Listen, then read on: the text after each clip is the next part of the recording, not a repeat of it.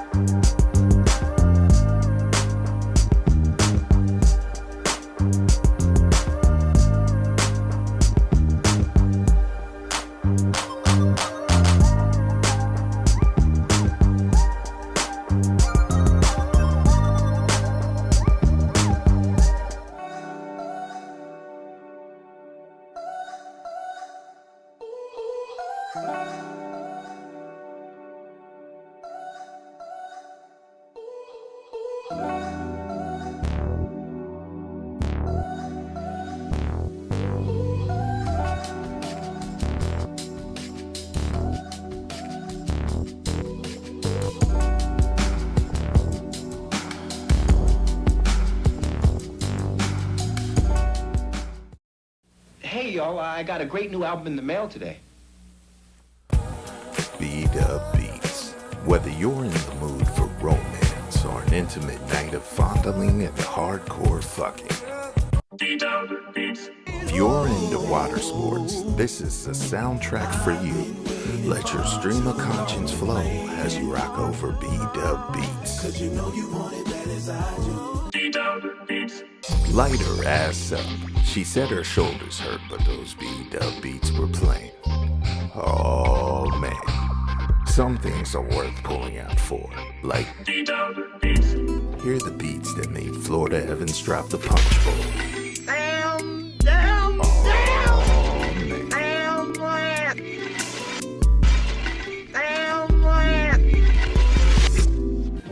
Fantastic album, man. Let me borrow it. No, my brother. You got to buy your own.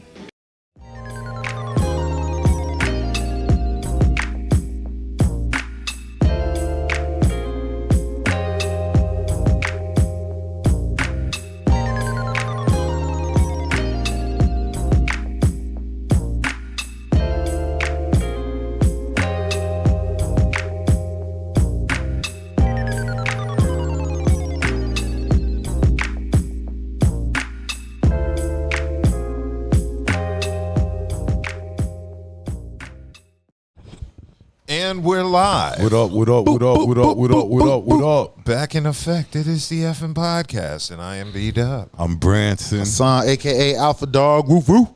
Yes. Shout out Buddha. Kelly will Joe. be joining us soon. Kelly Joe will not. And this is the show that's going to let you know if Cardi B is the drama or if she's not. Yes. That's what we're going to do today.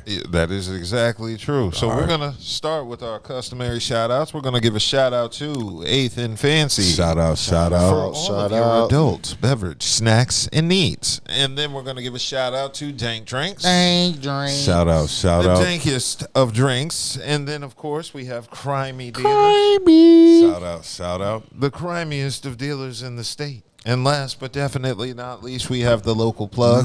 Eat Please responsibly. eat responsibly. Shout out, shout out. Cool. So I don't like to just immediately jump into topics. What's been going on for the week? We're going to do a little talking because the weather's kind of doing a little changing. It got a little hot a couple of days. The weather, like I don't know like, if I want damn. to turn the air on, if I want to turn the the weather yeah. been kind of playing with us the past couple of days. Couple of days. It was like It's been a nice. The weather was nice. It wasn't It was. overly hot. It wasn't too cold. It was just right. It was cooking. I walked outside toasty. one day. You know how that little nip hits you when you walk outside in the morning, and it wasn't there. No, that shit wasn't there. Right. It was. feeling good. Look, I was perspiring.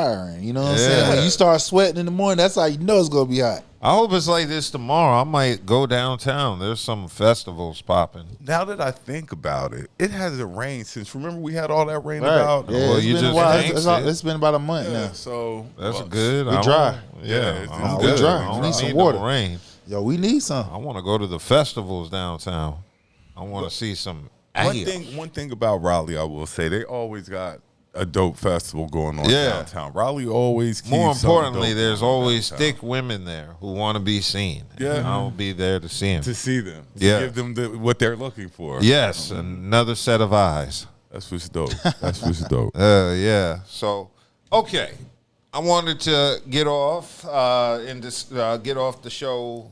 I didn't want to say get off. That sounds very especially getting into this topic. Dame Dash on the Breakfast Club dropping another classic interview with the squad. Dame Dash interviews are usually classic material on the Breakfast Club. And I think Dame Dash knows that, and he was playing it up a little bit. But Bombastic talk. yeah, Dame Dash was on the Breakfast Club this week, and I saw the whole interview from start to finish, all 110. He kind of makes you watch the Yeah. whole interview. Like, it's not a lot of people that will sit there and, like, he kind of, because there's no telling. Why you want to hear what lie he gonna tell you? There's no telling what Dame is about to That's tell all. you. That's all. What flabbergasted lie that he can come up with? Dame about to shoot you some shit before you even know it. I mean, so you nigga- gotta stay tuned. Nigga be talking so much like he believe his own damn lie. Like you can't. You know it's a blatant lie. He still said like he believe that shit. Yeah, so Dame came out on the Breakfast Club discussing immediately Charlamagne's manhood, his rise in radio, and even his sexuality. Right? He said you ain't man. Yeah, and it got very heated where Dame threatened to punch Charlamagne and so said he I'll wasn't punch going to do nothing. And Charlamagne said, nah, he might have to do something. One's throwing the gay around, the Yeah. other one's throwing broke He around. said, "Won't you? You need to tell you want." He said, "You need to say who put you on.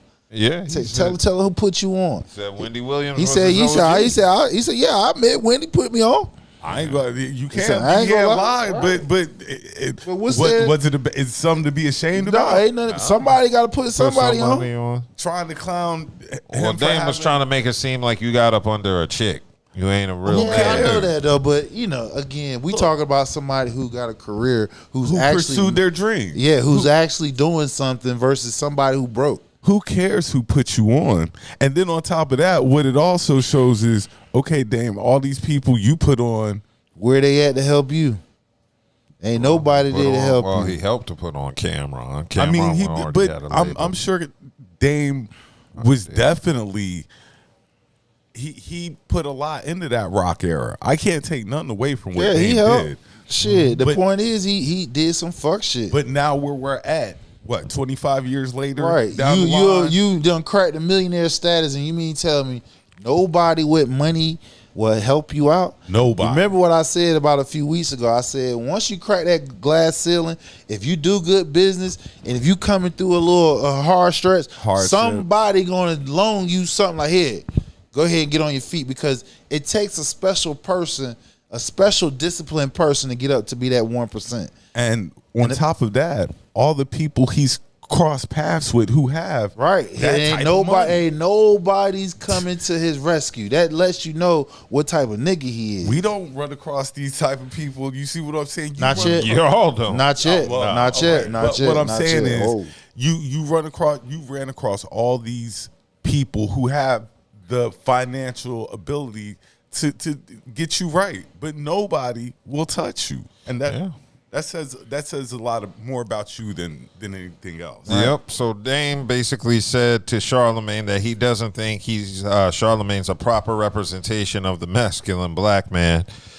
He said, I don't think none of you guys are. So he threw that shot at both Charlamagne and DJ Envy. So yeah, he was up there throwing zingers, clowning Charlamagne about the time he ran when them dudes was trying to jump him in the streets. It was like four niggas trying to run up on him. I'll run too. Yeah, I think that's what you're supposed to do. But Dame was emphasizing how he never ran from a fight.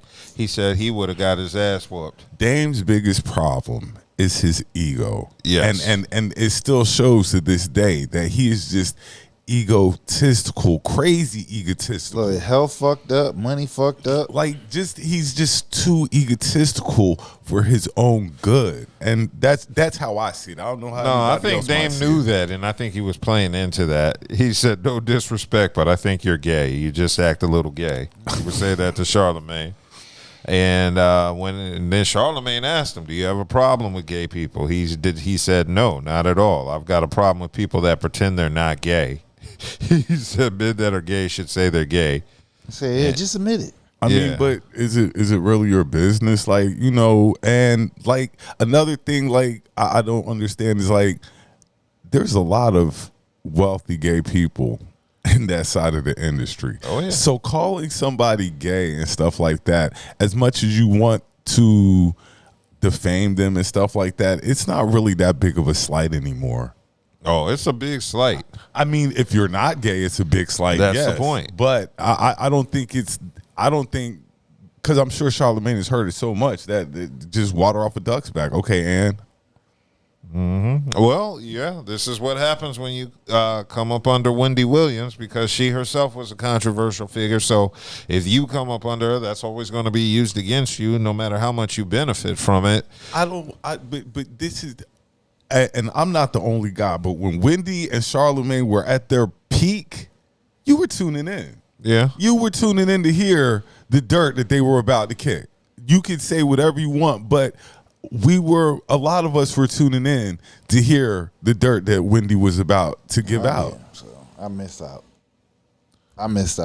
You missed. I mean, I'm not saying everybody did, but when they weren't at the top for no reason. I feel you. Yeah, I remember hearing clips, not live, but you know, they used to post them in the early 2000s on the internet, where you could hear interviews like Charlamagne and Wendy interviewing Judge Mathis, and that back and forth, or when Wendy and Whitney Houston got into a back and forth on the radio. So, and then that's a different time as well, because now people are listening to the radio. You know, people are listening. This is a radio show, and we don't have all these streaming services and stuff like that back then. So radio was kind of a primary source where you were getting your music and other stuff from. Mm-hmm.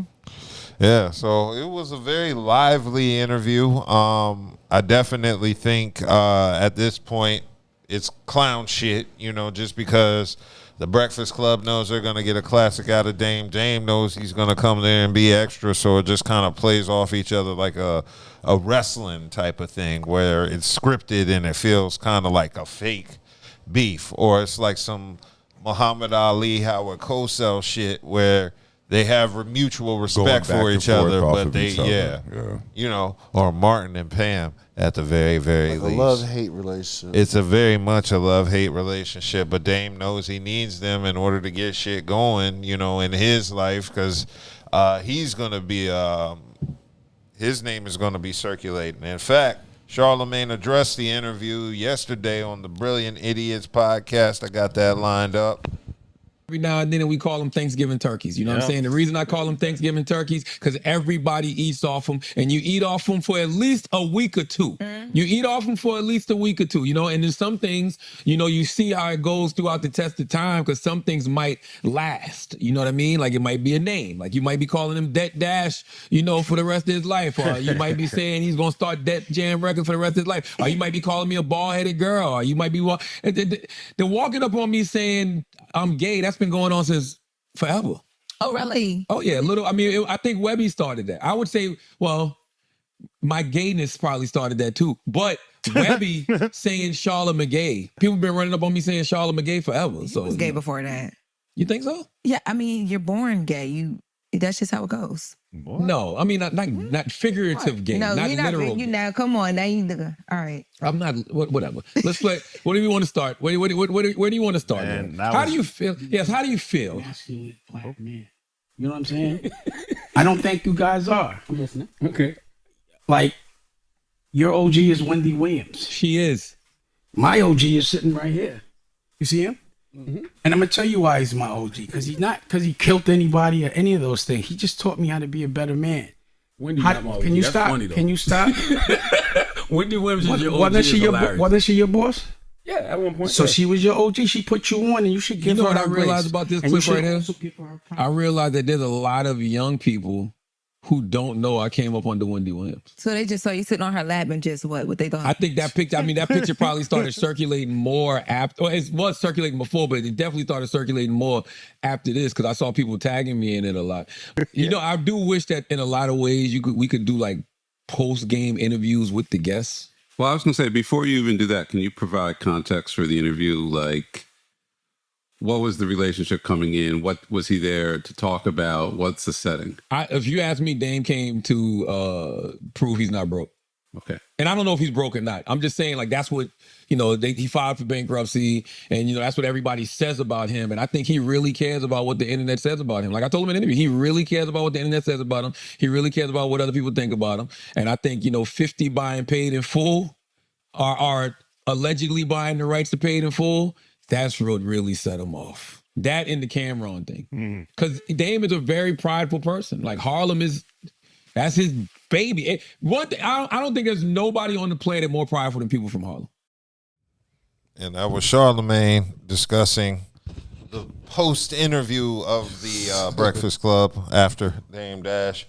And I kind of agree with Charlamagne. I think Dame Dash was on there with nothing to promote, just to prove he wasn't broke after that news from last week. He just showed up like he just showed up. I ain't got nothing to promote. I just want to let niggas know I ain't broke. So that was the purpose of the interview. I agree with Charlamagne on that, because that was completely out of the left field with Dame Dash just popping up. Usually, if you come up there to do an interview, you promoting something, book, album.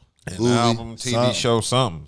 You got something popping. He ain't selling shit popping. Nigga wasn't selling shit. He just wanted to go up there and haggle back and forth with the people at the Breakfast Club. That's it. That's it. Yo, I didn't know you get an interview for declaring bankruptcy. Right. Shit. Oh, you should have a whole lot of You supposed to have something. You supposed to have cotton candy. Damian Dash cotton candy, nigga. Yeah, Dame came up with no gifts. Right. You ain't come up. Look, you ain't come up with nothing, so a motherfucker could Google your ass so they can buy some shit. He did. So they can help. What? He was coming up with lies. Yeah. That's what I'm saying. He was coming up with lies. He should have came with something. He should have just got some regular old cotton candy and put Damian Dash cotton candy. You know what I'm saying? Cotton Came candy. up there and be like, look, Just y'all, anything you say, nigga, though. I got I'm just Damian doing Dash something. cotton candy.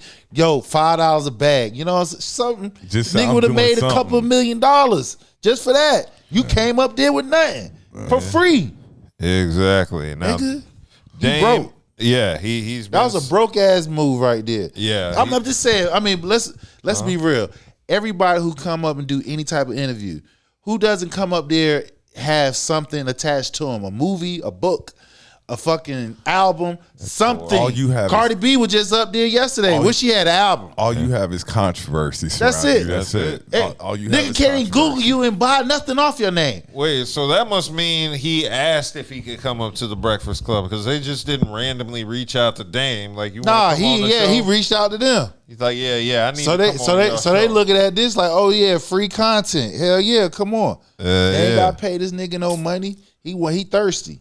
Yeah, so that was a wild ass interview between the Breakfast Club, but it doesn't end there. Of course, him and Cameron have been going back and forth, and it all started, of course, with what Charlamagne mentioned: the 50's purchase of paid in full. Yep, paid in full, and I don't know what they're gonna do with it. They said they were gonna make it into a series, I believe. Of course, he's gonna make it into a TV show. That's what 50 does. 50, he's getting ready to milk that to the and I'm sure it's going to be dope. I'm not.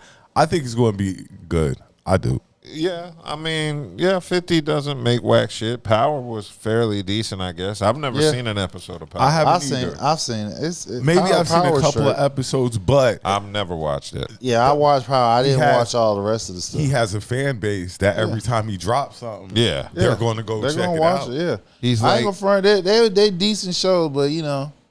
He's like Tyler Perry, but he makes content Tyler Perry people of the watch. hood shows. Yeah, he's the Tyler Perry of the hood shows. So, yeah, but the beef with him and Cameron is still still continuing.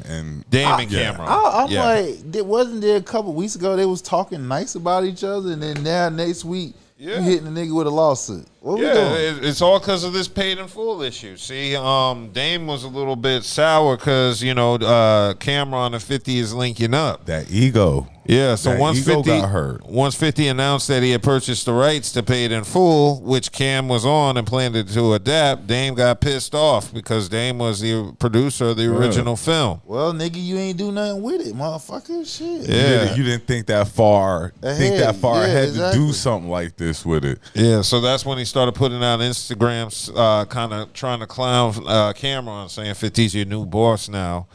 And so it was cool that you was the boss of him. Oh, yeah. Okay, gotcha. Yeah, so Cam addressed it and said that Dash was lying on several topics that involved him when he was discussing his Instagram posts, the ones that Dame originally started that caused the beef. So Cam said Dame Dash was lying on several of the topics that involved him, and this led to Dame Dash threatening to issue a $300 million lawsuit. So this caused Cameron to fire back with a new freestyle yesterday that was released. Cam makes reference to Paid in Full, rapping, "I don't like when niggas play with my name. Listen, man, I ain't on this shit. Treat him like Mitch and tell him, go the other way." And so after that, Dame posted an Instagram reel showing Cam throwing a party where his late mother lived. The rapper defended her memory while insisting that he wasn't looking for sympathy. Now, I saw that post. Dame Dash was just basically, I had a picture with Cameron's mom and said, you was at the peak of your career and your mom was still living in the hood and people could just walk up to her. You didn't provide no protection for your mom. That's why he tried to call him out. But then Cam was like, nah, screw that. And now you done crossed the line. Yeah. Now you done, once you done brought Mom Dukes in it, once you done brought Mom Dukes into it, you just became a habitual line. You got a little bit of a problem. Yeah, we got to address this. Yeah, so I've been watching all the back and forth videos between everybody, and Cameron was doing that talk with Flea yesterday, which I watched in full, and he just basically said there is no get back for him and Dame. There's not going to be a relationship again. Could you imagine?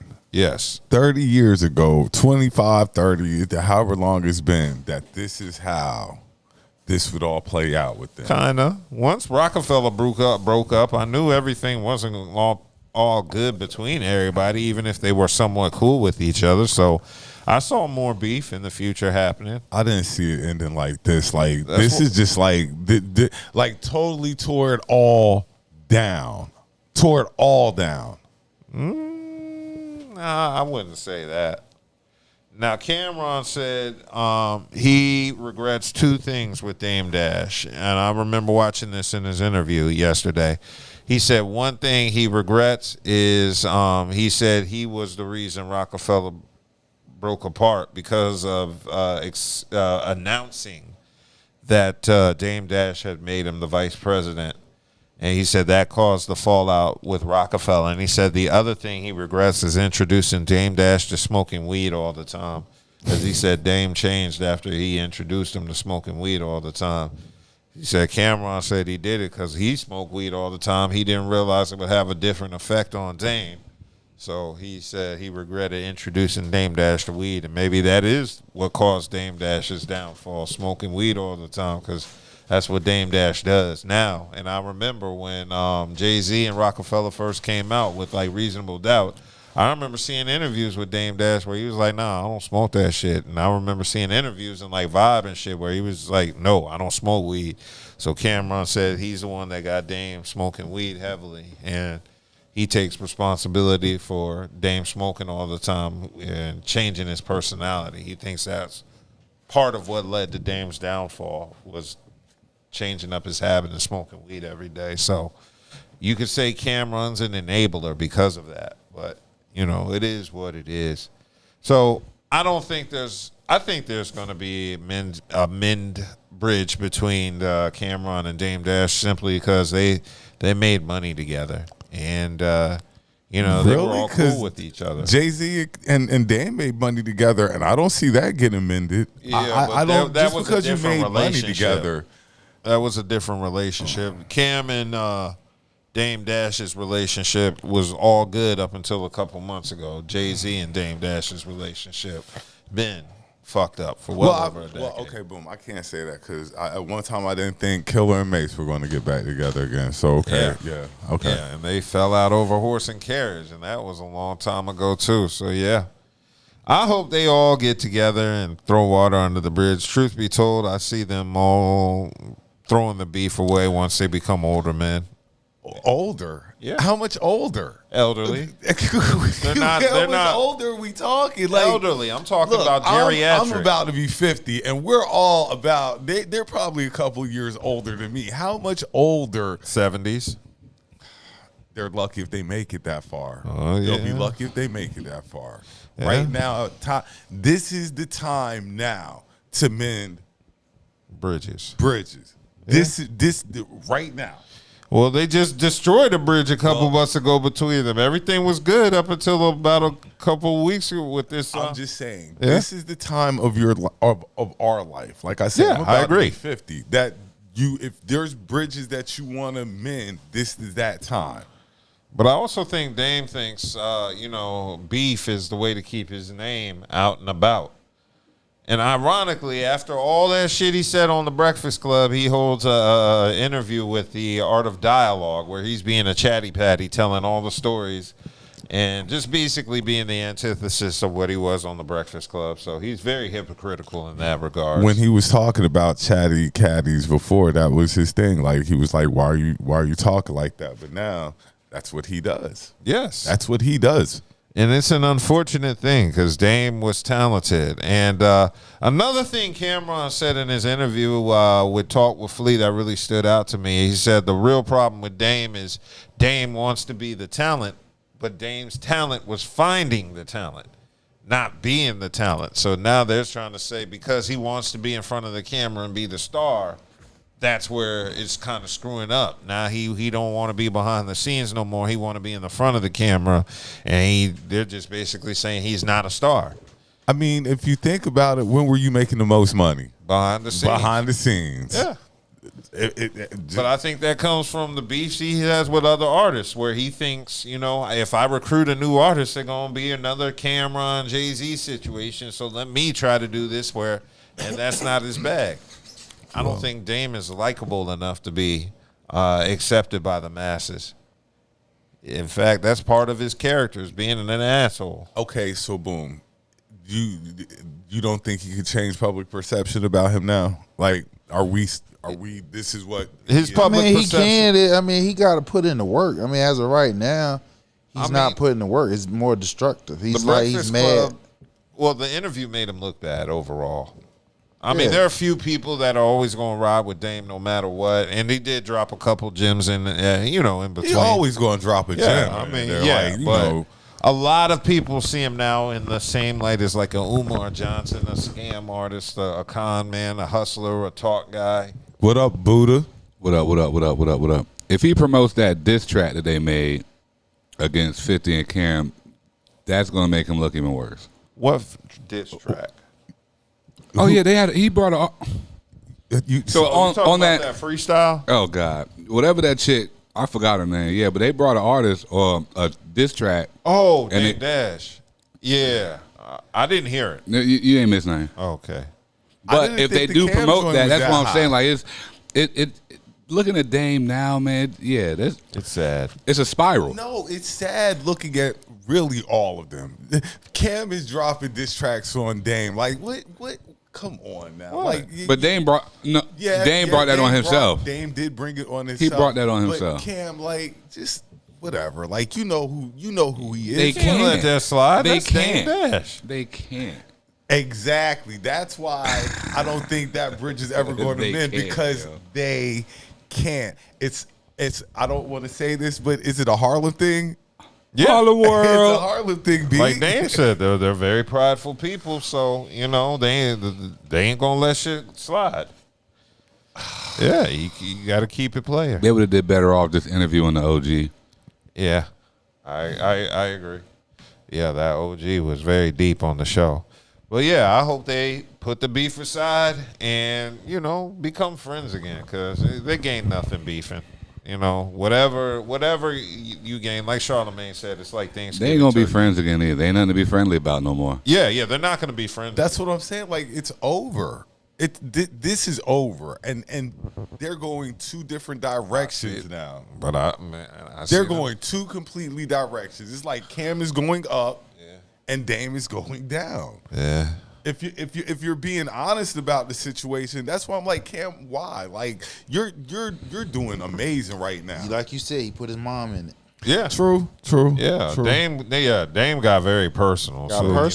You can't always let things go, Branson. True, sometimes you're right. You gotta check a motherfucker. That's right. I've been promoting this shit, and motherfucker get out of line, check their asses. I got something for that later. Yeah. I got a topic for that later. I'm glad. Cool. I'm glad we're talking about this checking a month. Well, speaking of checking, folks, Adrien Broner was on Cameron's "It Is What It Is," and had to be checked because he was getting a little bit out of line. A little bit. Stat baby there. Let me play the clip. You look so good in person. Thank you. For I real. appreciate that. Hey, what you waste that? I love you. What a guy. I'm sorry. My bad, y'all. My bad. Arabia, is that a real background? Hey, Stat, could you stop Yes. Can you stop smiling? You. Arabia is. Nah, yo, bro, some G, yo, bro, some G shit. We gotta. My boyfriend here, yo. Oh, shit. I told you that. My bad. Nah, like it's all like. Okay, we can move on to football then. Stat. Oh my God. Yo, Stat, let's do the football. I guess that answered the question about Floyd. When I see you taking off some time, I'm mesmerized by Stat. This nigga here, bro. I did not know you looked that good in person. My bad, bro. You're amazing. All right, hey, we gonna have to actually go, my nigga. I mean, I have to actually go, man. I'm gonna pay you for your time, for being here. I appreciate you. I love you, my nigga. I'm not doing it again. Yeah, no. I can't. I asked you the first time. I don't have no problems with you, but I'm gonna pay you for your time. But you can't violate, bro. I told you that. I'm not, though. I'm not. Nah, I told you niggas boyfriends are here. You know me with my brother. Oh, shit, my bad, bro. My bad. Nah. But I appreciate your time. It's me. Nah, well, if you want to wait for us outside, you could. But I'm not gonna sit in and not value your time neither.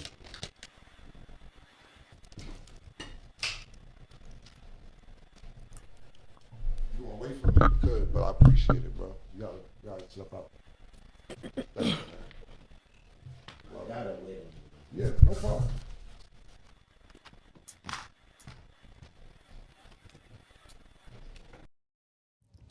So that was the clip.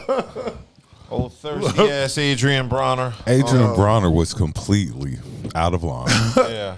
I gotta say, ain't nothing worse than a dude so thirsty he don't know how to act around women. And that's his thing. Isn't that the thing that's attached to Adrien Broner? He's just improper. A thirsty ass Negro. That's drunk. He sound like a crackhead. Yeah. And people were trying to defend Adrien Broner. Nah, Cam, how? Because he was drunk. Who Cam cared? saw him was drunk. If that's how First he time chose- you was straight. That's how SAs happen. if that's how he chose to show up and stuff like that, like, you know, you don't you have a responsibility to Carry yourself. to carry yourself a certain way. Of course. Cam was 100% right to put him out because he was being disrespectful. And then what's crazy about it, why y'all niggas, that's another nigga, broke, come up there, you ain't got nothing to sell. How you come up on a podcast, something, look, I mean, you Adrien Broner, you know Well, what to I'm be fair, like I said, Cameron solicited him. He saw him and said, you know, you want to come on the show, I'll pay you. You know, they be getting saw him, he was drunk. But what I'm saying is, if you coming on, somebody's show that's popular, you're gonna have something.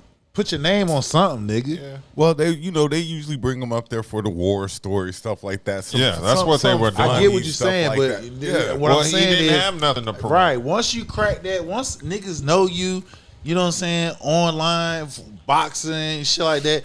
Every time you come up on something and somebody, even if somebody's paying you, you want to have something there. So Well, he didn't have nothing. I to know promote. that. That's what I'm saying. This is what I'm getting to. Like, my point. you ain't hear- You got Dash, and now this nigga here. Y'all broke ass niggas coming up there empty handed. Just coming up there to spend some Yeah, time. just come up, Just to nigga. hang Just, out. I just said, just get some damn cotton candy. Said, hey, yo, niggas, I got Adrien Broner cotton candy. Go on www.adrienbroner.com and buy this cotton candy. Something, niggas. Just hanging with I the got some homies. pencils, Adrien Broner pencils. Go ahead, pick them school supplies up for your kids and shit. I know you excited about the fair. That's the second cotton candy reference. I'm just saying. Nigga, happy about I'm the just fair, saying. boy. I mean, just come up the out. You come somewhere empty handed. I don't know the beginning, but the ending of the Adrien Broner story is just sad. Where we're at right now, from where he was, the boxer that he was, and stuff like that. What is it? Is it drugs? No telling. I mean, niggas just Mental gave illness? up. I mean, my thing is, you done carved out a name, and you can just come up with anything, and long as you present it properly, niggas gonna buy it. If you see, like, all right, they average what, 70,000 people look at their show. I'm just throwing some numbers out there. Yeah. You just need 10% of that, nigga. You done did at $5 a pop. You a millionaire. Yeah. I'm just saying, like, yo. I get what you're saying, but they like grabbed him. Like, I feel you. I want you on the show. It wasn't on no. It wasn't pre-planned. It was all Adrien spoken Broner on. has fallen off. Oh yeah, he's super falling bad. off. So bad. Nigga thirsty. Hey, Like, Adrien damn. Broner is falling off so You ain't bad. know you was that It's beautiful. bad to even see it that bad, because seeing it that bad just lets you know how bad it really is. Yeah, because keep in mind he's still a short brother. Then he still talk got about the then he point. talk about I saw Javante and we hung out, all night. Pause. And he just gave me everything in his pocket. Like, nigga, you really did you hear what you just said? You happy that another nigga and y'all in the same profession just gave you everything that's in his pocket, even if it was 10,000, 20,000. I bet you ain't got shit to show for that shit that he gave you. You ain't used it in the right way that he gave it to you. Just Right.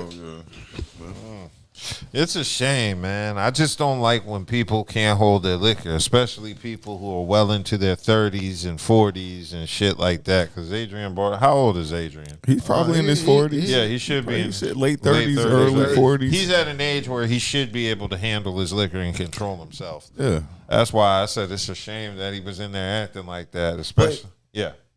We can't be surprised, because every time we hear about him, isn't it on some? It's on some like this. Yeah. It's exactly like this. So you can't be surprised. Like you said, it's sad. It's sad more than anything else. Yes, it is. It's very sad. The only thing is you just hope Adrien He can learn gets from better. it. Yeah, but he gets ain't. better. When does he show improvement? And on top of that, ain't nobody else going to invite you on their show. Yeah, there ain't nobody going. Somebody else will. Well, yeah, there's always going to be some low-level podcasts that would host somebody like that just to get views. Hey, if Adrien Broner wants to come here, I would. Right. Kelly would put them hands. Yeah, look. Kelly would put them hands on you. So look, you say talk to Kelly if you want to, but she ain't gonna go with that. So shout out my girl Kelly Joe. I don't know. You could get Kelly a car. Yeah,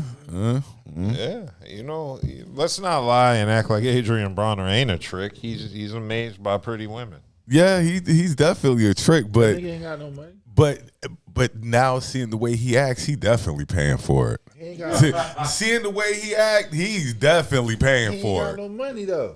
Oh, well then he ain't. I don't know what he doing then. He out here strong. Right. No, he can still smash IG girls looking for attention because taking a picture with Adrien. I mean, does your name still carry weight? Like, his name not carrying weight? Like I'm in a picture of Adrien Broner. No.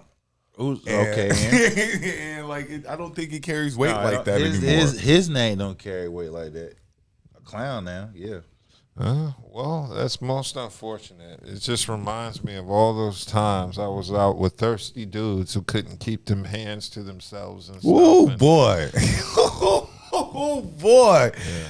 Boy, don't get me started on the octopus hands, guys. Yeah. They touching everything that they can get their hands on. Yeah, that shit is creepy, bro. And now you can't be famous because there's going to be a bunch of women suing you.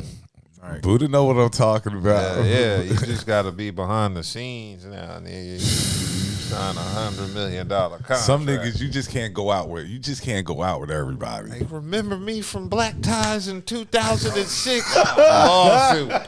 Shit, go back further than that. Anybody went through Black Ties getting a lawsuit. 1999, plug crazy. Supper Club. Yeah. Supper Club. I used to Supper Club and all Probably that. used to have some little poppy things. I'm glad I was never handsy because, man, I would hate to lose lawsuit money like that. That's not how I wanted to be seen. Like, nah. Yeah, I didn't want to be that creep. I'm going to try one finger, and if it gets rejected. Damn, I know some creeps. Look, I know some creeps. Yeah, super creeps. Super creeps. Creeps. Look, when chicks be like, dudes be weirdos, I'd be like, I know them. I know them.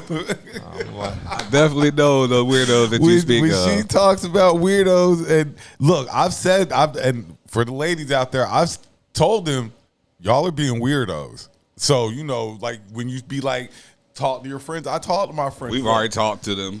I know I've talked to mine Weirdos are just going to be weirdos. It is what it is. I've talked to them though.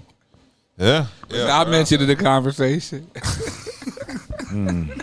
They are definitely out there. Okay then. Know a couple. Know a few. Alrighty then. Know a few weirdos. Yeah. Hopefully they mellow out as they get older. Yeah. Get older. We're old now. No, that's what I mean. We live in a different time now where camera phones and security cameras catch you in the act. So, you can't be like that anymore. Cool. Well, let's get on to our main topic because it's been a very Cardi B week. Cardi, first, let's discuss the album because the album came and dropped yesterday. I'm going to give her props. She got her platinum. She was really promoting and marketing the F out of this album. I'm going to give her props. Everywhere I looked. Yesterday at the Breakfast Club, yeah, she was. Everywhere I looked, Cardi B was promoting her album. This woman whooped a security guard's ass so the court lawsuit could, help promote the album. Promote her album. And she went and got knocked up to help promote the album. Promote the album. Yeah, so she is very much the drama. But is Cardi the drama? Yes, she is. Okay. Now, I will admit the album is better than I was ready to give it credit for. It is actually... We were ready to slay it like trash. I know. That's why I said that. I was expecting it to be trash. That's what we were hoping for. But no, I wasn't hoping for shit. No, I wasn't. I don't hope for bad albums. I mean, it was a good album, but would I listen to it? No. I mean, if you are a woman who's been cheated on and you gave your all to a nigga and he fucked you over, whatever, this is your album right here. Yeah, it's her Mary J. Blige, My Life. Boy, look, rap. It's the Mary J. Blige version. Yeah. Look, that Mary J. My Life album was amazing. Well, I'm just saying best it's album Cardi's version. I think. So she has some features with a couple of them with our girl that we talked about, Summer Walker. She was a couple I like that song, that first track. That was she dope. got a joint with Janet Jackson, Lizzo, Selena Gomez. Selena Gomez. That was different. That was good. That was different, but it was a Cardi album, and she had some anthems like "Sorry," "Safe Place," because I've been hearing a lot of women been talking about that particular song, "Safe Place," and the biggest part of the Cardi album though. Let's talk about the jabs she was throwing. Cardi was throwing. She was throwing. Oh, shots. she was throwing jabs at Offset left and right, talking about how the nigga was in bed texting other bitches and shit. Then clapping back at him about how the fuck he was saying that, Petty and Pretty, was that the name of the song I heard? Pretty and Petty. Yeah, it's one of the two. And Pretty and Petty. Pretty and Petty. Sorry is another one. Safe Place. That's another one. They said she was taking aim at JT and she was getting at Cardi. a lot of female rappers. She was getting at JT. She was getting at Bia. Didn't she throw a shot? Lotto, was Lotto one of that? Yeah, I believe so. Girl, she was getting at But I didn't hear anything about Nicki though. No, I thought that was supposed to be the main antagonist. But what did Nicki say about Nicki Cardi? No, not. I'm just saying, the way they make it seem like Nicki and Cardi are always like but that. she didn't say nothing to her for to say something. Other people that she has her attention. Well, she had a reason to go at Bia. Yeah. She said Bia mentioned her child's name, and that pissed her off. So I understand going at Bia. Then she going at a lot of bitches talking about I couldn't cook. Why them bitches ain't cooking for you? Why you still fucking with me? All that other shit. She was describing some shit the nigga was doing to her. I didn't cut you off. Then she had a song in there talking about Diggs, how he fucking her and shit, and the chain, the Jesus piece hitting her in the forehead and shit like Expected to win awards. Expect the album to win awards. Now, it did kind of get... in the middle is where it kind of slowed down, where she kept writing on them songs about Offset and shit. That's where, to me, the album started to kind of dull down in the middle. Well, it was for him. The album is really at his ass. Him and the other female rappers. But mostly his ass, though. She had about at least, from what I heard, she had at least 3 songs aimed at his ass. Yeah, and I remember all 3. They weren't bad. It's just it didn't fit in with the energy in the first couple tracks and the last couple tracks. It seemed like had these probably been tagged towards the end, I think the vibe would have been consistent throughout the album, because it's like it started off hype. Then it got to the middle with those songs to Offset, and they were just kind of mid-tempo joints and slow-tempo joints, and that kind of slowed the energy down. And then it took off towards the end again. And I think that middle part is where it slowed down, where if they had just sequenced those songs towards the end, it might have kept the vibe going throughout the album and slowed it down at the end as opposed to in the middle. But that's just me, executive producing. Well, everybody else, they, of course... Yeah, but online they was rocking with it. So yeah, I mean, it's not a lyrical album per se. No, she does get at chicks and drops a couple bars, but lyrically, yeah, I think I'm just gonna have to get used to the fact that Cardi's flow that's just her flow. That's just her flow. Yeah, that's just her flow. I can't. She's been rapping like that for how about? It's her flow. Yeah, I can't get into her flow. So, but I mean, she did a lot with what she could do with a flow on the album. I ain't gonna hate on the album. It's not gonna make it into my rotation, but I do. I'll give props to a couple songs. They were actually pretty dope. And like I said, she surpassed my expectations. I wasn't expecting the album to be that nice as it was. I was just expecting a couple joints for the strip club and just for the rest of it to be But yeah, surprisingly, it was good. No shade in that regards. But just won't make my rotation. Yeah, it won't make my rotation. Lots of albums that are supposed to make my rotation didn't make my rotation. Goddamn, Freddie Gibbs album didn't make my rotation. I don't know why not. They didn't make mine. I don't know why the Clips album did. The Clips album and Freddie Gibbs are my rotation. They're my rotation. Hell, Ghostface ain't in mine. Raekwon ain't in mine. Hell, yeah, I couldn't get into those albums. And Jay Electronica dropped 3 albums today. They said he gave Jay-Z 19 albums. I don't know. I heard the tracks. Some of them were good. If you gotta give up all them damn albums, this is some garbage. Some of them were good tracks. I heard all 3 EPs from Jay Elect. He dropped like 3 albums in one day, and they were like 3 different EPs. And some of them weren't even full of songs. They were just skits, and most of them didn't have drums. And I'm just like disappointed. I'm going to listen to them again because I just ran through them earlier today because I didn't even know Jay Electronica dropped 3 new albums. I was completely shocked he dropped anything. So it's probably going to take me the full week to fully digest each album because I just went through all of them. I was looking for drums. I was like, 3 EPs, no drums. But, I mean, I'll listen to the lyrics, see what he's saying in that regards.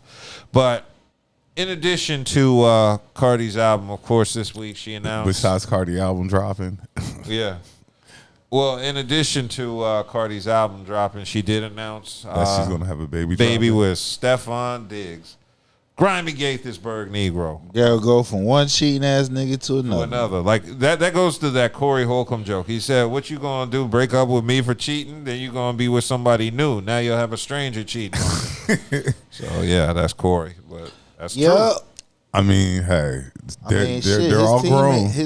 Every team he been on, teammates ain't let that nigga around their kid, around their girls. When I saw that video of them in the locker room saying they didn't want Diggs to eat anywhere near their sister, I was like, damn, that's a grimy Gaithersburg Negro there. This whole scenario is just it's hilarious. It's hilarious. This is comedy at its finest, yo. It is. Because who you putting up on a pedestal? You can't put nobody on a pedestal. Which one of these individuals are you really about to put up on a pedestal? Like, yeah, they're winning, they're up right now. Right. You can't. Nobody. Even Cardi knows it. She's like, yeah, we don't have to be sharing baby daddies. Right. Cause she's like, we'll figure it out. Right. Because this nigga, he got another chick possibly. He got, possibly. This nigga like a spades hand. He got 2 in a possible. Look, she cool with. She jumped. She cool with being. She ain't got no choice. She cool with being a baby mama. She went from a wife to a baby mama. She has to be cool with. What does she look like getting mad, leaving Offset in a marriage, and then they still live. They still is married. He ain't signed, technically Offset legally is the father of this child unless Cardi fills out paper saying otherwise. Yeah, by law. It's funny though. Like Buddha said, this is hilarious. This is hilarious. This comedy at its finest. Rich people problems. Definitely rich people problems. These are hood rats. Nah, these are hood rich people. Yeah, hood rich. Yeah, I'm about to say this shit will happen regardless of whether you have money or not. Because you'll have Pookie end up banging Ray Ray baby mom. Same shit. You know what I mean? I got to say, there have been some split. People have been split on this issue because you got Cardi B fans saying she could do what she wants because she got money and he got she money. Can. They I think can. It's bad for business. No. That is their business. No, it ain't. First of all, isn't this what Cardi lives on? That is Cardi the business. Lives on that type of publicity. And then outside of that, being a multi-millionaire and getting married, that can be very expensive, especially if you make more than the other person. You feel what I'm saying? So it's not like you a regular ass Mary and Joe. Y'all get together and most niggas don't even divide assets because they might be broke. You feel what I'm saying? But these niggas got assets, so getting married is not top of the line. So it's cheaper to be a baby mama. Congratulations. I guess that's all you could say is congratulations on the baby, guys. Yep. Was it number 4? Baby mama, baby daddies everywhere. Number 4 for Cardi. Yeah. I don't know what this baby is. I don't know how many D's got. That nigga shooting clubs up left and right. You gotta wait until these DNA tests get done before you can really put a stamp on what Stefon got going on. I just don't understand how dude's so reckless. He always around women. Yeah. And they were just on a boat doing coke with a bunch of women. Yeah. He always around women. I don't get that. That's the life they live. Like, and I know whatchamacallit probably sick. He's sick. Offset? Yeah, he's sick. Oh yeah, Offset you had say what you want. He put a photo sick. of him lifting a girl up today on his IG. Ain't gonna work, my boy. You sick. You sick. I don't understand what he's sick about. He fucked it up. He did that, which means that you're even more sick because you messed up a good thing. Like, so now, like you say, you see her and Stefon on the boat with all these chicks just having, doing their thing. Could have been you. Could have been you. This leads me to an issue though, because if Offset was cheating on her when they weren't married, what did she think would happen when they got married? Most women think that you stop doing what you're doing when you get married. Unless they had a discussion where he said he was going to stop, then Most this is on women Cardi. Think that once it don't matter what they think. I'm just telling you. You said what made her think, and I'm telling you what she thought. Most women think that if you take your cheating boyfriend, fiance, whatever, and once that wedding day comes and y'all have been pronounced man and wife, he done. He out the cheating game. The only way I would agree. We know he's possibly still in the cheating game, but she think he out because he married now. Right. My thing is, unless they had a discussion where she and him agreed that the cheating went in, and I said unless probably did. I'm just saying. I'm not knowing her, she's a Latina. She had that conversation with that nigga. They probably had this conversation. She had that conversation. My thing is, if they had that conversation and Offset screwed up, then yeah, it's on Offset. But if he was cheating and they didn't have a conversation and she just assumed he would stop, that's on Cardi. Nah, I'm sure that they had this conversation. I'm 100% She sure. had that conversation. That nigga was fucking And before he they probably got told her, look, no, not probably. He told her, I'm not going to do this anymore. Got married, did it again. I'm not going to do this no more. I'm a new man starting today. Did it again. Yeah, he's slipping and she looking through all his shit. She's checking his ass. That's why she put in the My song. homegirl was like, that he was in the bed. While they in the bed, he texts another bitch. My homegirl was like, we're not giving Pap the same energy that we're giving. Well, there ain't a baby involved. No, but yeah, we do, because we call Pap a professional purse holder. Everybody gets the same energy. Nobody is above reproach. I'm glad. Hey, I'm glad we got this on tape. Because the next time we talk about something, when I've been saying like why we ain't getting the same energy, what we talking about? No, I'm saying we're going to give everybody the same energy. Everybody. Nobody is above reproach right now. You're right, Pat. Is what? Pat ain't did shit. In my opinion. Pat, he done sat right here. He waiting on her to sign them papers. You know why? Because Clarissa Shields is on birth control.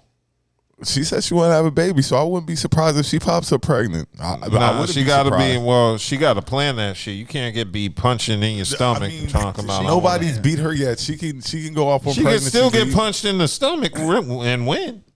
She can go off on pregnancy leave and still come back and still be Clarissa Shields. I wouldn't be surprised if she doesn't make a pregnancy. But I'm saying you can't do a Cardi B where you just oops, it happened. You got to plan that shit. You got a match coming up and they find out you pregnant. They got to cancel that match. That's true. Yeah, it ain't like she just going to an interview. No, she gonna get punched in the ribs. Well, yeah. Like I said, congratulations, Cardi, on the baby. Number 4, yeah. Yeah. Now, you know Stefon Diggs is expecting a baby. Congratulations, Stefon, on your other. Yeah. Well, allegedly, he fathered a baby girl born in April with Aileen Lopera. And she is known as Lord Giselle on social media. And they, I guess, got together back in December of 2024 when she filed documents against him while still pregnant. So she was pregnant then, to determine a parental relationship of their unborn baby. So I guess maybe he was denying the baby and she was saying it was his. But at the time, she requested sole custody and legal custody of the child while asking the court to award Diggs visitation rights. And Diggs, I don't know. They still determined. They've requested a DNA test, and I guess that's what they're waiting on. and he ain't give it up. Yeah, and you holding out on that DNA? Yeah, because he has an idea that it's his. He has a slight inkling that possibly might be his child. Yeah. So, and I know there was another woman who was claiming. I guess this nigga don't know what happens when they go meet the meat. Yeah. He must not. He must not. No, he knows. He just don't care. That's it. That's it. Look, he What got Doug money. said. He don't don't care. These some bad bitches. I'm nutting all up in them. And it's not like the chicks probably saying nothing. Yeah, they cool with it because all they know is a paycheck come behind it. They cool with it. She ain't nobody stopping nobody. Look, and she ain't got the condom in her hand. Ain't nobody stopping nobody. Nigga, you know what you doing. You nut up in this. Hey, I got 18 years. We having a real ass conversation. Ain't nobody stopping Ain't nobody. Nope. Don't want to stop nobody. Meet the meat. Nobody want to stop nobody. I just don't get it. Like, I just feel like when you're in that position and there's millions of dollars being invested When into I said that earlier when we were talking about my boy from Minnesota, and when we talk about these young guys, and no, the one that plays for the T-Wolves. Anthony Edwards. Yeah, when we talk about these young guys, and it'd be like, as an older guy who, made mistakes, somebody should be in their ear like, let's not be going meet to meet. They probably got let's not be going meet to meet. Anthony Edwards is in a completely different situation than Stefon Diggs. Even though they're similar, they're different. First of all, he's got way more money than Stefon Diggs. Correct. No, but the situations are similar because they're all similar. They're all going meet to meet. Athletes, meet to meet, babies. Yeah, but I just think, at least with Anthony Edwards, it's just one and at then a time. you're a high profile athlete too. Hey, the one thing, they all got money and resources. So hey. You a high profile athlete. She is not saying no. She's not like, here, put this condom on. She's not going to say that. Yeah, but Anthony's like, let me wait 9 months. Anthony should be the one who's saying, let me put this condom on. But he's not saying that either. You don't have to do that. Why? He got the money. Why was she then? Why was she? So here, let me share some of my money Why? with you. Why was she for sitting him, there he's doing fine. tricks on his ass? I mean, damn. So we're just willingly like, Don't nobody want to be AC Green no more. Yeah. Ain't no more AC Green. Nobody want to be AC Green. Nobody want to be AC Green no more. That defeats the purpose of being a professional athlete. AC Green wasted that professional athlete not getting no ass. Right.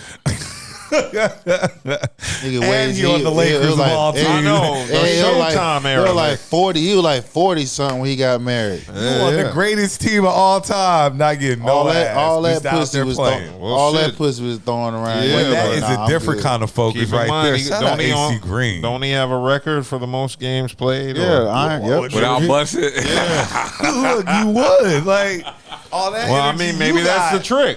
That nigga was backed all up. that bottled up. He ain't got nothing but testosterone. Yeah, that's why he was leading. That's why he was leading rebound. That nigga was but Alonzo Ball do it. Get off, nigga. I ain't had no. That's my rebound. That is retention. Yeah. Now that is the definition of retention. Joel Embiid, Kawhi, all of them need to go celibate. That's my rebound. Nigga, this is my rebound. Fuck out of here. Shout out AC Green. You had some pussy. Get out of here. Yeah. You just fucked this morning. Yep. I can smell it on you. Get on me. Yeah. Speaking of too much pussy, Nick Cannon was in the news. Nick Cannon was great segue, guys. Yeah. Oh, fucking Nick. Yeah. So Nick Cannon, another shooter. Yes, another. Yeah, a mass shooter. Meet the meat. Meet the meat. Another shooter, yo. So Nick Cannon was on the Breakfast Club earlier before Dame, of course. And he addressed his 12 kids, saying these kids were a trauma response. Basically, that's why he had so many kids. He said he wasn't doing it out of being careless. Yeah, he was just being frivolous with the process because he said he could do it because I had the money, because I had access to whoever and however I wanted to move. And that's why he said he was just being reckless and not caring. Well, he said not being reckless, but just not caring. He's So you're saying you're not caring. Isn't that careless? Yeah. Okay, my bad. Well, he said Well, he said it was more of being careless. My bad. What's the trauma? You know what I think it is, and I know people are gonna fucking Anybody say. got a question? Yeah, I know what it is. Nick has lupus, so he was I've seen interviews where he said he thought he was gonna die young, and so he probably went out to spread a seed. Some conspiracy theorists have said it's for an organ donor in the future, as a possibility, but they think it could be related to his lupus diagnosis and just him wanting. Shit, to I ain't spread think I was going to legacy. see 21 either. I'm thinking about this shit in the Met. Like, damn, boy, I didn't think 18, 21, 23. I didn't think none of them were coming. Shit. That's different, a new though. trauma. Yeah.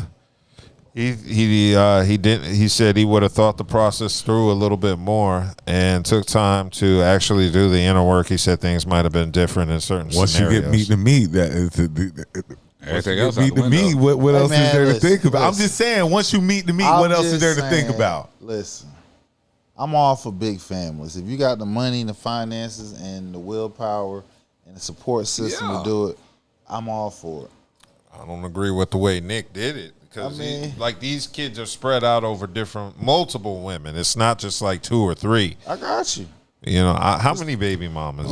I think it's about 9 of them. Okay, so you got Mariah Carey. He had 2 with Mariah Carey, 2 with this woman, Brittany Bell. That's 4. Yeah, so then he had 1. Oh, wait, that was 2 with her. And then he had 6, 2 with 8. Abby De La Rosa. They were twins. Then model Alyssa Scott, he had a baby with her in 2021. Then he had another baby with model Breed. So what are we up to? 6, 7, 8. 8. Okay. And then he had a 9th baby with Lanisha Cole, the woman from the front video. That was the man. She was fine as hell to me. She was. Yeah, I might have had to slip if I was Nick on Eat the that meat. one. Yeah, He and did. then He did. well, Eat yeah. the meat. Child number Obviously, 10. You felt like you did. If I meet her, I'm the meat the meat Wait, so he went back to one of his other baby mamas to give her another one. Yep. So that She must probably asked for that one. yeah. And then he decided to have child number 11. He circled back to Abby and gave her a 3rd child. So he's comfortability now. In the circle.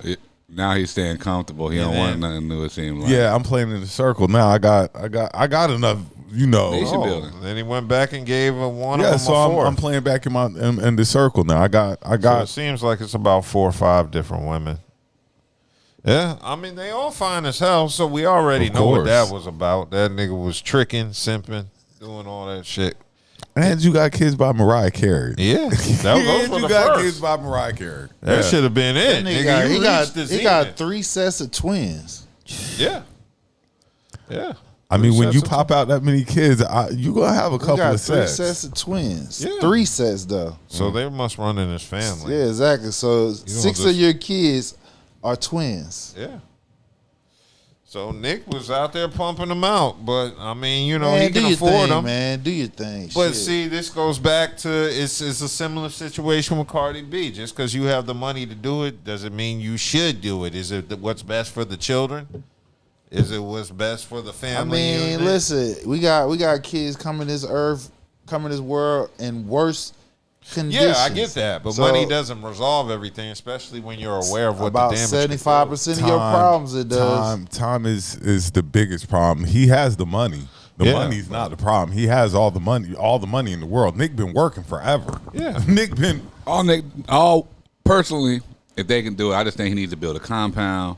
and have That's everybody. They, together. a lot of them everybody stayed together. near him. That's what I would just Yeah, build have a compound. A lot of everybody, them yo. still near him. I mean, if I'm not mistaken, he has a large Compound? That's how I would move. Yeah. That- I would if get that a was big my ass scenario, house yo. or something like They- that. No, they all got houses like all near. No. You get your own. Just Yeah, everybody got Everybody had their own house. shit. I Everybody get their own land. shit. I got Yep, I got the land. Yeah, everybody Do what y'all need to do. We here. Everybody, whatever we need, we're all here. Cannon World. The cannons. The Cannon Sims. World. Yeah, Yeah, the whatever, cannons. like, Whatever this you is want to call it. mine. Yeah. Yeah, I just think that's just too many people to be spreading your seed. And you know Mariah ain't for No, that it fuck ain't. shit. She don't know. She on her own spot. She ain't she ain't never gonna get with the rest of the baby Mariah ain't got Mariah. She ain't with that clique. Yeah. See, once that shit ended, he couldn't circle back with her. She was done. Baby number 3. Well, that's impossible now. Because she the bigger fish in that food chain. Yeah, She the biggest fish out of that food chain. Yeah, you was baby mama number 1. That holds weight. The original. But still, though, I can imagine being married to her ass. The OB. She Diva? What? Like the like I think she a little hood. Like he only got them 2 kids because they if she had it her way, she probably would only had 1. But because he had twins, that's the reason why they got 2. You add the diva and the hood together? Nah. You know Mariah probably that's gonna be a little problem. wild. You know Mariah probably a little she too firecracker. Like I'm just you might have to goddamn sit your ass down. And I'm the breadwinner.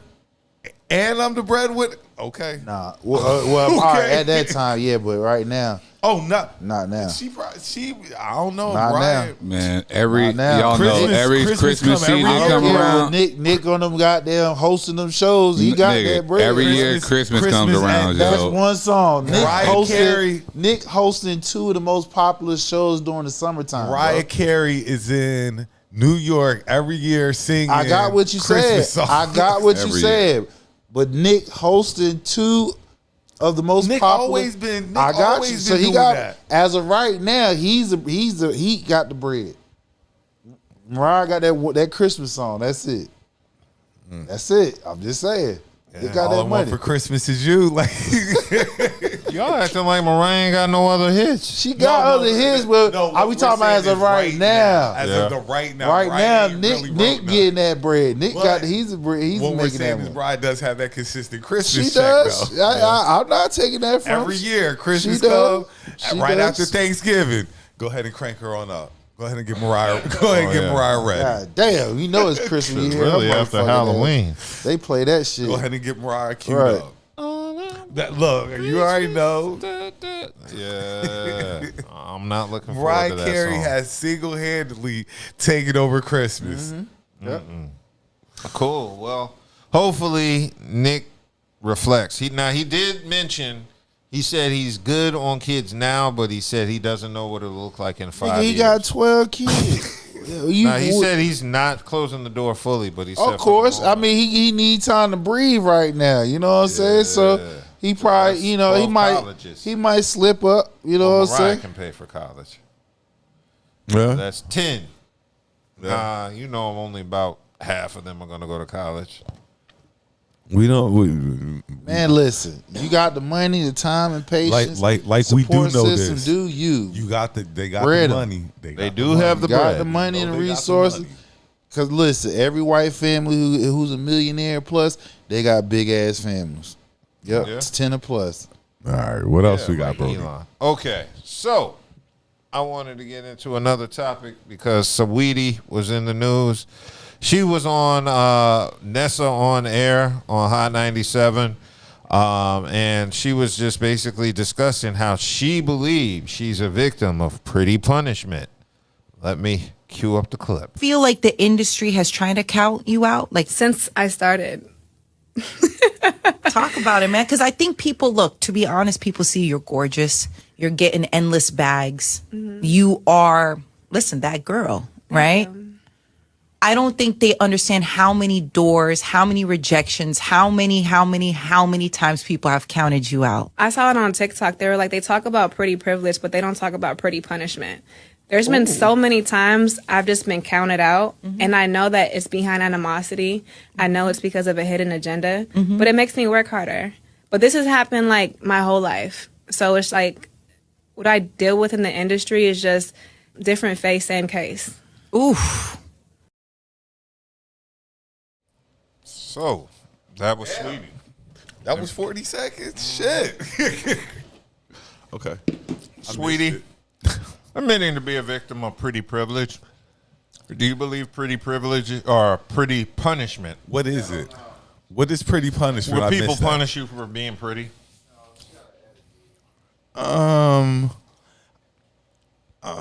I can see It women. just sounds doing that. weird. That's I just can keep it real. Women doing that. Pretty punishment exists, and I've seen it on a local level as a engineer. Explain. Okay. Very easy. I've seen plenty of open mics, plenty of auditions, plenty of trials where a attractive woman tries to rap or sing, can't do either, and people give her compliments. Oh yeah, yeah. No, That's pretty punishment because nobody will keep it real with you. Is that pretty punishment? No, Yeah, pretty. you can't get better. No, that's not how the way she described it. How did she describe How's it? the way- I mean, and people like women will hold it against you. That's pretty No, privileged. what She you're said describing pretty, is pretty punishment, privileged. meaning she's getting punished because she looks pretty. Yeah, that's But- true too. No, I believe when a woman gets punished for being pretty is because of her attitude. Usually a woman, because if you pretty and you got any type of conversation towards a man, they're going to give you the fucking... We give you leeway for whatever. being pretty. Like, Exactly. pretty going to get you. Exactly. So like if you said, get your so attitude right, is so if horrible. you got pretty punishment, meaning motherfuckers getting at you because you pretty, no, it's because your attitude 9 times out of 10 is nasty. Well, see, my thing is, I believe being pretty is both a pro and a con because it can get you into places, it can get you money, it can get you attention, but you also can't control who finds you pretty and who, like Myron from the Players Club. Like AB, nigga. Yeah. Adrien Broner, perfect example. You can't control how people who are attracted to you act. Yeah. So, yeah, it's a gift and a curse because you could have stalkers just from being attractive. But you can also get free shit for being attractive, so it's a give and take thing. But never had that problem. Never. Yeah, but I'm just saying, there is a thing. I definitely believe in it. Yeah, for a woman, yeah. I definitely see, but I can see pretty punishment from a woman. Like another woman Yeah, doesn't. another wanna, woman could be jealous of yeah, you. like yeah, that's what. But I I was mean, thinking. also there are men who can't have you. They know it, and They'll they fuck won't. you over. Yeah. So yeah, there's a lot that comes with being attractive. You can get a lot of things positive, but you can't control the negative. You can't control how people are gonna perceive you, treat you. Like I said, if you're an attractive woman and you want criticism, and good luck. Niggas ain't gonna keep it real with you under the guys they trying to smash. If Only you way an they gonna upcoming keep it artist. real with you if you turn them down. Yeah, if you turn them down, now you ain't shit. You turn But them that's down. kind of fucked up now too. we get ready to do fact check. Exactly. If you gotta like, no, piss people off. you like, no, I'm not interested. I'm good. And You nobody like, wants to hear the truth when it comes out of anger, Mm-hmm. even if it is truthful, because your intent wasn't to help her with the truth. You were trying to hurt her with the truth. So, yeah, in that regards too. So, yeah, Saweetie's been... I don't really think that's Saweetie's issue. I mean, in real talk, she's an attractive woman who, being attractive, helped her, I think. I think she got a shitty attitude. Yeah, I think it's her attitude personally that limits her because there are pretty women that have made it and there are pretty women that haven't. So what's the difference between you and the other scores of pretty women that made it? There's another X factor. It's not just you attractive, but... as an overall example, yeah, there are cons to being attractive. That's why I have this weight on, because if I was too thin and looked good as fuck, I'd have a bunch of big old women harassing me, sending me DMs. So this weight is not just, it's protection. It's security. Understood.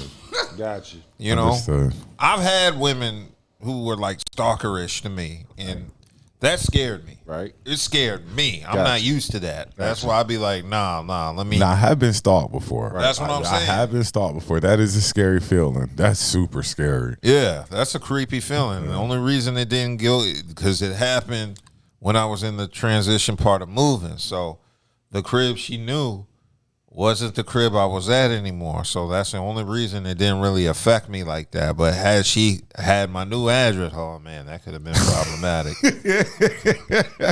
It's not good to be that level of wanted, even though it's good to be wanted. Yeah. Right. So yeah, I get what she's talking about, but just on a local level, I know what it's like when somebody thinks you're attractive and you're not interested in her, but they're still interested in you.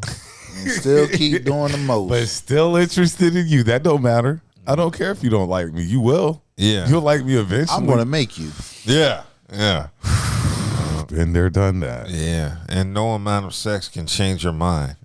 See, that's the problem right there. What? Smashing it. No, we're not even smashing. Like, I don't want nothing to do. No, I was smashing because I had a game plan set up. I was in the transition part of moving to Raleigh from Durham, so I said, okay.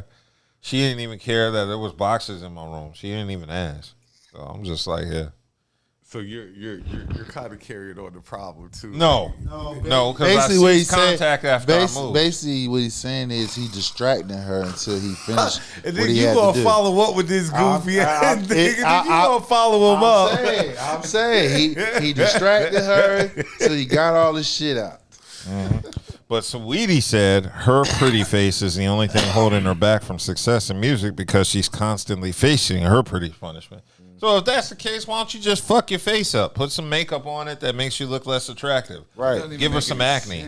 Don't put no makeup on. Yeah, no makeup. Well, she still actually looks pretty good without a pretty chicks are makeup the on. one they push to the front anyway, just off GP. That's why I said Saweetie's like a legit pretty chick. She's not like image is everything. That's why I said it's her attitude. It has to be. Yeah, it has to be. That doesn't make any sense. In today's society, looks are everything. Yeah. Everything. Yeah. You can get so much further ahead. Yeah. Looks and personality. Yeah. Personality definitely plays in, but looks will get you in the door. Yeah. Looks will get you in the door. If you can be all right and have a banging ass personality, so if you got both, nigga, you winning. Yeah, but what I'm saying is looks will get you in the door. Then the personality will move you. Yeah, I mean, and if you don't have the look, and if you got an average look, and you got an awesome personality, that would I know. I've seen average women, and their personality was just like, damn, you know what I'm saying? And no doubt. So that's how I get my ass. Average face, great personality. That's dub. That's how I get all my ass. Oh, and then sometimes I lie and say, like, I'm richer than I really am. But that's their fault for believing me. And that's their fault for making that an X factor. Well, y'all hear They should have gave me the ass out of the love of the sport. But no. He's for the love of the game. Do you love this game? Do you want to be a part of this game? Yeah. She want to be on got him. Everybody, you got one, she got him. Everybody got him. Yeah, it'd be like Pete Rose or something and gamble on herself. She might not win. Yeah. But yeah, I respect Saweetie, acknowledging an issue, but I definitely don't agree it's the situation with her case. But I definitely acknowledge pretty punishment exists. Cool. Okay, so in addition to that, there were comments made by Ari Lennox a couple weeks ago about the show Martin and how she felt it was colorist, and that pissed off a lot of people such as me, and as well as a lot of other people from the 90s who enjoyed Martin, Living Single, and a slew of other shows that came around that time. However, Van Latham, he has his podcast. And he invited Erica Alexander. Everybody knows her. Her most famous role was Pam from The Cosby Show. No, it was Maxine from Living Single. And she did play in Cosby Show. Yeah, no, she was Pam, cousin Pam, on the last couple seasons. Yeah, so I mean, nobody. And Different World too. She was. Oh yeah. She was in sure Different she World. was.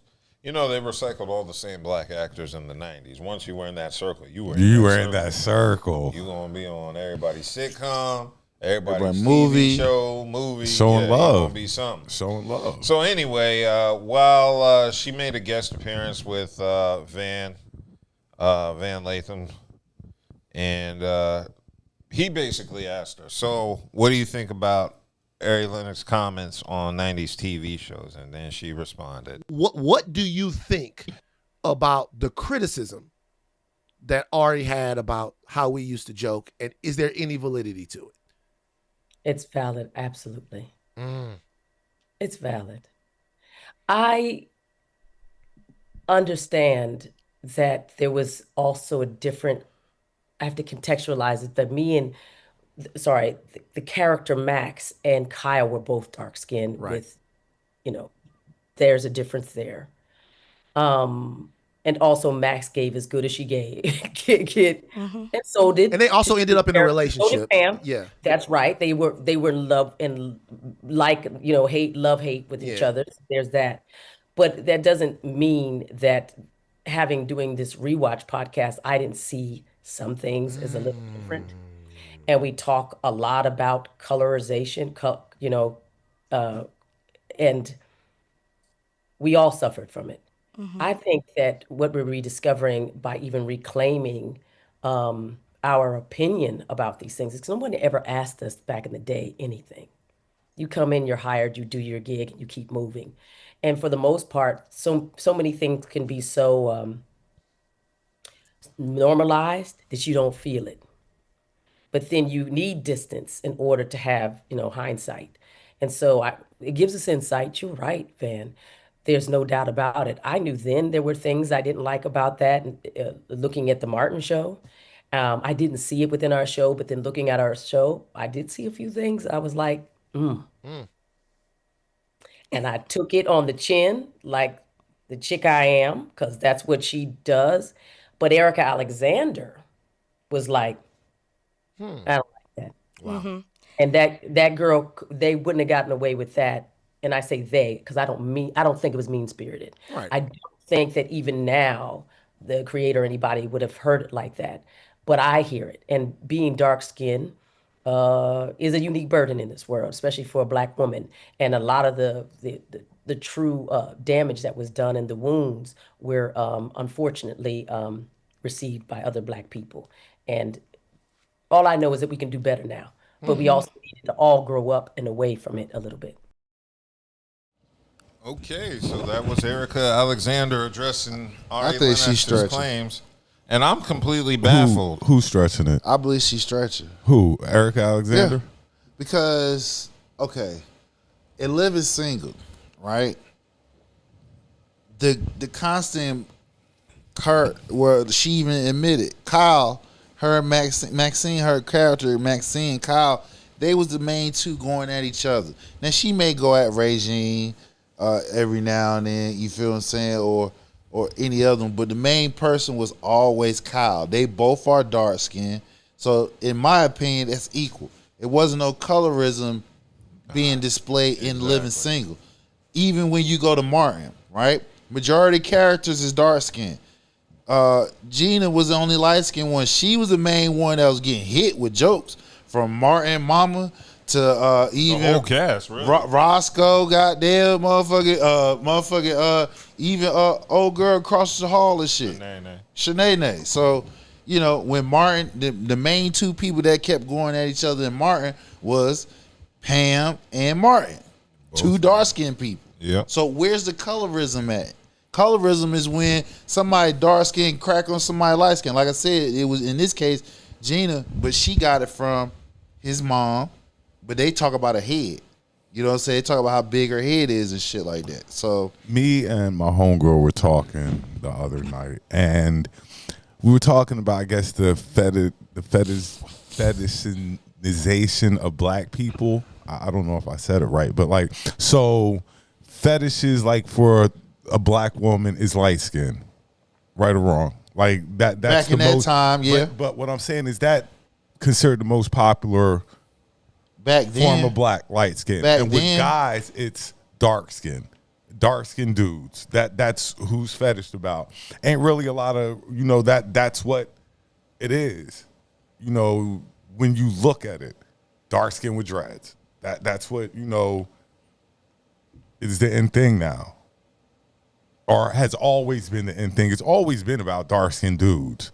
They might have picked at them a little bit, but in the 80s it was all light skin. You know what I'm saying? If you was light skin in the 80s, early 90s, you was top of the line, top pick for a chick, chick or a dude, didn't matter. Chick or a dude. If you was light skin during the 80s, early 90s, you was top. Yeah, exactly. Yeah, you was top of the pick. You know what brought that conversation on? We were having fucking Keith Sweat came on. Yeah.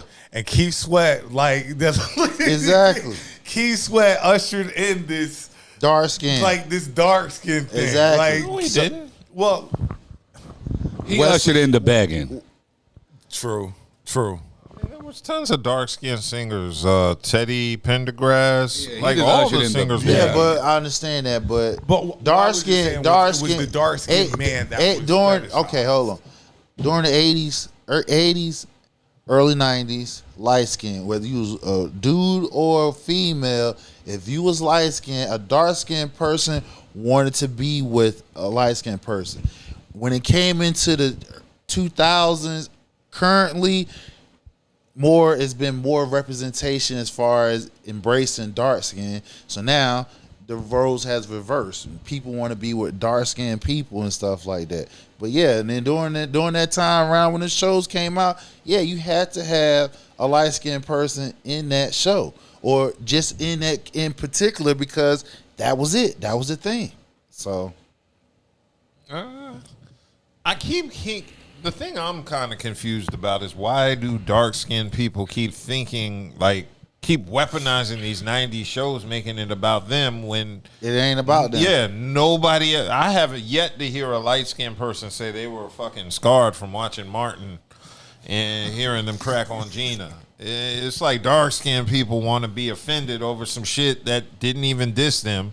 I don't even know where they got the idea that dark skin had anything to do with any of these shows, because I've never remember any of these shows cracking jokes on people's complexion for being dark, other than Yellow, Redbone. That was it. I don't remember any of these. And being called in Yellow and Redbone, that's glorified as well as, it's both ends.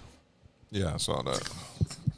Yeah, that's where I got the comment about. She said, yeah, but yeah. In regards to this issue, personally, I just don't see it. I think people are maybe getting more attention, bitching about things that aren't there than just. I think it's a stretch. Yeah, I definitely do. And I think Ari Lennox, now that she found out she can trigger people by getting at 90 shows, she's just going to keep doing the shit. Right. She's just going to keep finding issues with shit from the This 80s. look, you can't cancel culture shit that happened then, because that's the problem. And if a lot of us, this is why you need history. Because if you look at what happened, right, that came out with a lot of smart ass people. You look at it nowadays, you got a lot of dumb ass people that's in powerful positions. You feel what I'm saying? By somebody looks, or maybe somebody done fucked their way up, or whatever the case may be. Whatever. The point is, if anything, during those 90s shows, it just taught you how to carry yourself and overcome certain situations. Yes, indeed. So hopefully this is the end of people coming at 90 shows without legitimate gripes. Hopefully, because I don't like people trying to, squeeze blood from a turnip from things that weren't very obvious.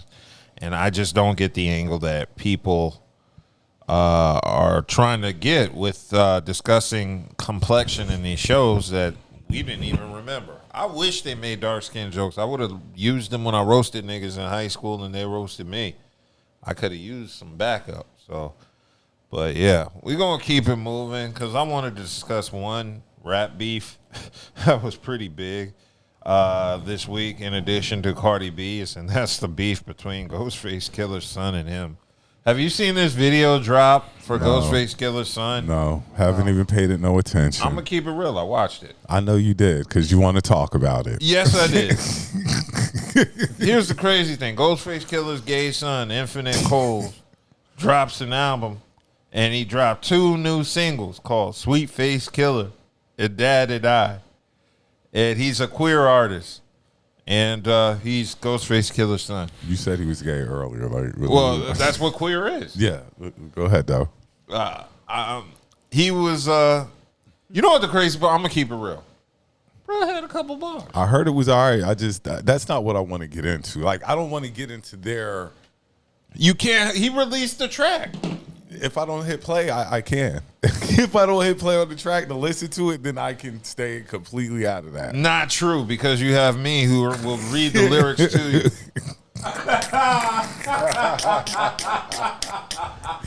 N. Like, N. like He's an N. You gonna miss today. You gonna hear today. He's a whole Closed N. caption. He's an N. He said, "How you in a Mack truck, but forget you a father? I be seeing niggas hating, but I don't even bother." Bars. Well, yeah, in the song "Dad and I," he be talking shit. He said, "You never talk to me. Said I'm not living right. You tell me to man up when I put on makeup." That's bars. That's bars he dropped. That's between Ghost and his child. No, it's between the world now. Now it's between the world. Yeah. I mean, it is between him and Ghost, but he done put it out there. All I can say is, Ghost, you better not let your child have a better album than you, though. Yeah, his new album coming up, the Ghost Sons album, is going to be Look, called, he better not drop a more fire album than you. I'm gonna say that. it's going to be called Supreme Clientele, nigga. Ironmans. Yeah. Bulletproof comment. wall ass. No comment.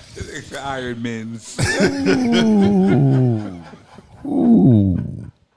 So, no, this is some deep shit, though. He said he loves his father. He just wish he could connect and understand one another and respect each other. And dude said he hasn't seen Ghostface in over 10 years. I always wonder if he's okay. So it seems like there's a super breakdown in relationship between the two. I think it may be from Ghostface. They don't acknowledge that nigga because he gay. Yeah. I think it's wrong. I think they should have not handled this beef in the public eye. But I'm sure pretty sure once you put it out there and, Wouldn't that be like Brian McKnight, too, with his kid? Why are you doing this shit publicly? Yeah. why are you doing this publicly? You think Ghostface should release some bars against God, his son? No. You know, something along the lines of Wildflower? On Woo. No, he should not. On Woo. No. He should not. No, leave it alone. God. Okay. On Staten Island, he should not. Just leave it alone. On ODB. On on ODB. Leave it alone. Okay. Just leave it alone. I just think it's bad just because it's a father-son thing. But, You know, you never want to see, family going at it like that. But that's a deep one there. That's something they got to work out there. And like you say, I hope they work it out. I don't think they are, but I hope they do. Curtis! Like, this is just a whole, like, I just keep thinking back to all these rappers with their alleged or so-called children and they don't fuck with them, yo. And I'm like, why is it like this? Because they're mamas. Yeah, and the baby mamas. You got some vindictive, Like, that is vindictive baby mamas. This is a disturbing trend that's still going on, yo. It's been going on for a long time now I think about it. Shit's crazy. Yeah, cool. Well, here's to a better tomorrow between those two. Yeah. So, Even Magic Johnson acknowledges his son. Like, damn. Magic Johnson had to. He didn't have a choice. Can we move on? You see him getting it. Really. Yeah, he's I'm just saying. Can we move on? Regardless of, it's still a parent and a child. That's what I'm It's saying, still though. a parent and a I ain't child, even heard about regardless this shit. of That's what. all I'm just saying. It's still a parent and a child, and you always want those type of relationships to work out. And I just wish them the best. I just wish it didn't have come to this. And no, I didn't listen to the song like I said, but I just wish it hadn't come to this between a father and his child. Yeah. That's why I like doing a podcast. It forces me to listen to shit I wouldn't listen to under my own. You got free that will. right, because I would have never turned on Cardi. I wouldn't have turned it on. I wouldn't have Cardi. turned Cardi on at Me all neither. if you wouldn't have been like, okay, y'all, make sure we listen to Can I this give Cardi. y'all an honest assessment of what happened? What? I read the group chat. I got back from the baseball game. It was mad dough early. It was like 1,000 degrees this morning. So I read it. So I was like, oh shit, I need to listen to this Cardi album. Next thing I know, I was talking to you. You went to sleep, Bruh. She put me straight to sleep. I ain't hear ain't hear none of Cardi I started album. to play it. Next, like I said, I heard, besides the dog barking, it was you calling. You was like, "Hey, you okay?" Like, yeah. Dub was like, look, we're going to listen to the Cardi album so we can review it. I was like, it wasn't on my to-do list. I'd catch a song if it comes down my timeline and stuff like that. I did hear the on the radio the other day though. Imaginary players. Yeah, I heard that. What'd you think? Okay, good. Like, come on now. We need to leave our goats alone. I said the same thing. Like, certain songs shouldn't be messed with. We just need to leave certain things alone, man. That's all. I mean, I see what she was going after. I'm assuming. But yeah, how we circle back on this? We should just leave these things alone. Yeah. On what? Imaginary player, because he finally heard it today. Yeah, because I was saying for all the rollout. Remember all the rollout that they did and all that. I forgot we was talking about Cardi. He wasn't here. Yeah, so it was like with the rollout and everything that she had going on. It was like, oh damn! And you see all the Cardi this, Cardi that, Cardi this, Cardi that. And it was like they were talking about all this about this one song, and I've never heard. And then all of a sudden they played it finally. And you were underwhelmed. No, he loved it. What's the next Underwhelmed subject? like everybody. They could have kept it, yo. They could have. But I am impressed with how she got all these delivery services on her joint for the rollout. That's very. That's what I said. Her marketing promo was out of this world. Yo, that is extremely impressive. Before we go on to the next topic, because I think we're going to be crossing into sports. Basically, I can't speak for everybody. I stand with Jimmy Kimmel. Yeah. Yeah, I do too. I can't speak for everybody. I stand with Jimmy Kimmel. I mean, I stand with Jimmy Kimmel too. They but did him dirty. Censor cancel culture has reversed its course. I mean, I definitely believe there's going to be some lawsuits because they're infringing on First Amendment rights, and I don't believe they're a violation of the FCC guidelines that Right. where you have to step in. Say nothing out of pocket. Yeah, I just what I'm gonna say this and I'm gonna move. It's funny how whether opinions are negative or positive, you're being forced to agree with something that you everybody don't has agree a problem now with. If you got something, if you don't agree with the supposedly mass, which it ain't even a mass, if you don't agree with a segment of people, they automatically trying to flip the switch on you when actuality is them. Isn't that? I thought we were protecting First Amendment speech. That was the whole thing. He signed, I believe the Commander-in-Chief signed a proclamation beginning of this year, his term, talking about protecting freedom of speech. But what I'm saying is they were so upset about freedom of speech. Cancel culture. And then when the freedom of speech is the speech that you don't really want to hear, then it becomes a problem. And now these are what we're seeing now. But like I said, I didn't want to take too much time up, but I stand with Jimmy Kimmel. That was crazy. Should have never You got rid of him, Stephen Colbert. Stephen Colbert was first, then Jimmy Kimmel, and now they trying to go after the rest of them. I rock with Stephen. Stephen Colbert is my dude. Yeah, well, I mean, I believe there are going to be some major lawsuits when this is all said and done. Yeah, because I don't think you can.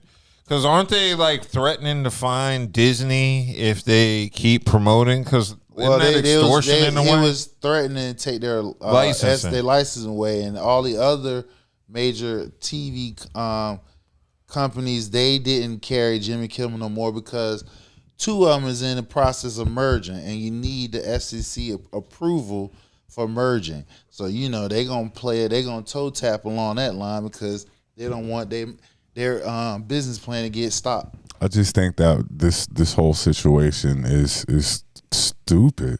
No, it's very stupid. Like I just think the whole situation. Somebody is who's thin-skinned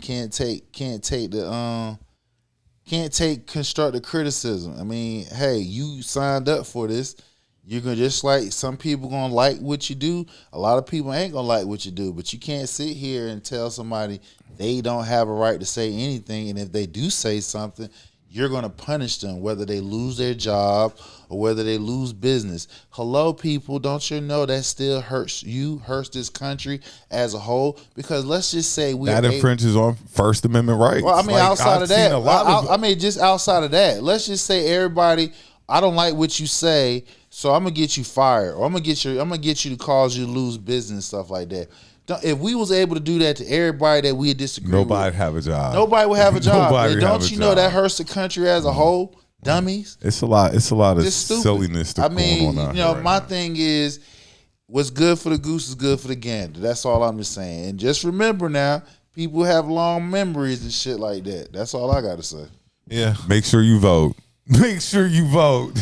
That's what this all comes down to. Midterms coming up, baby. Make sure you vote in these midterms.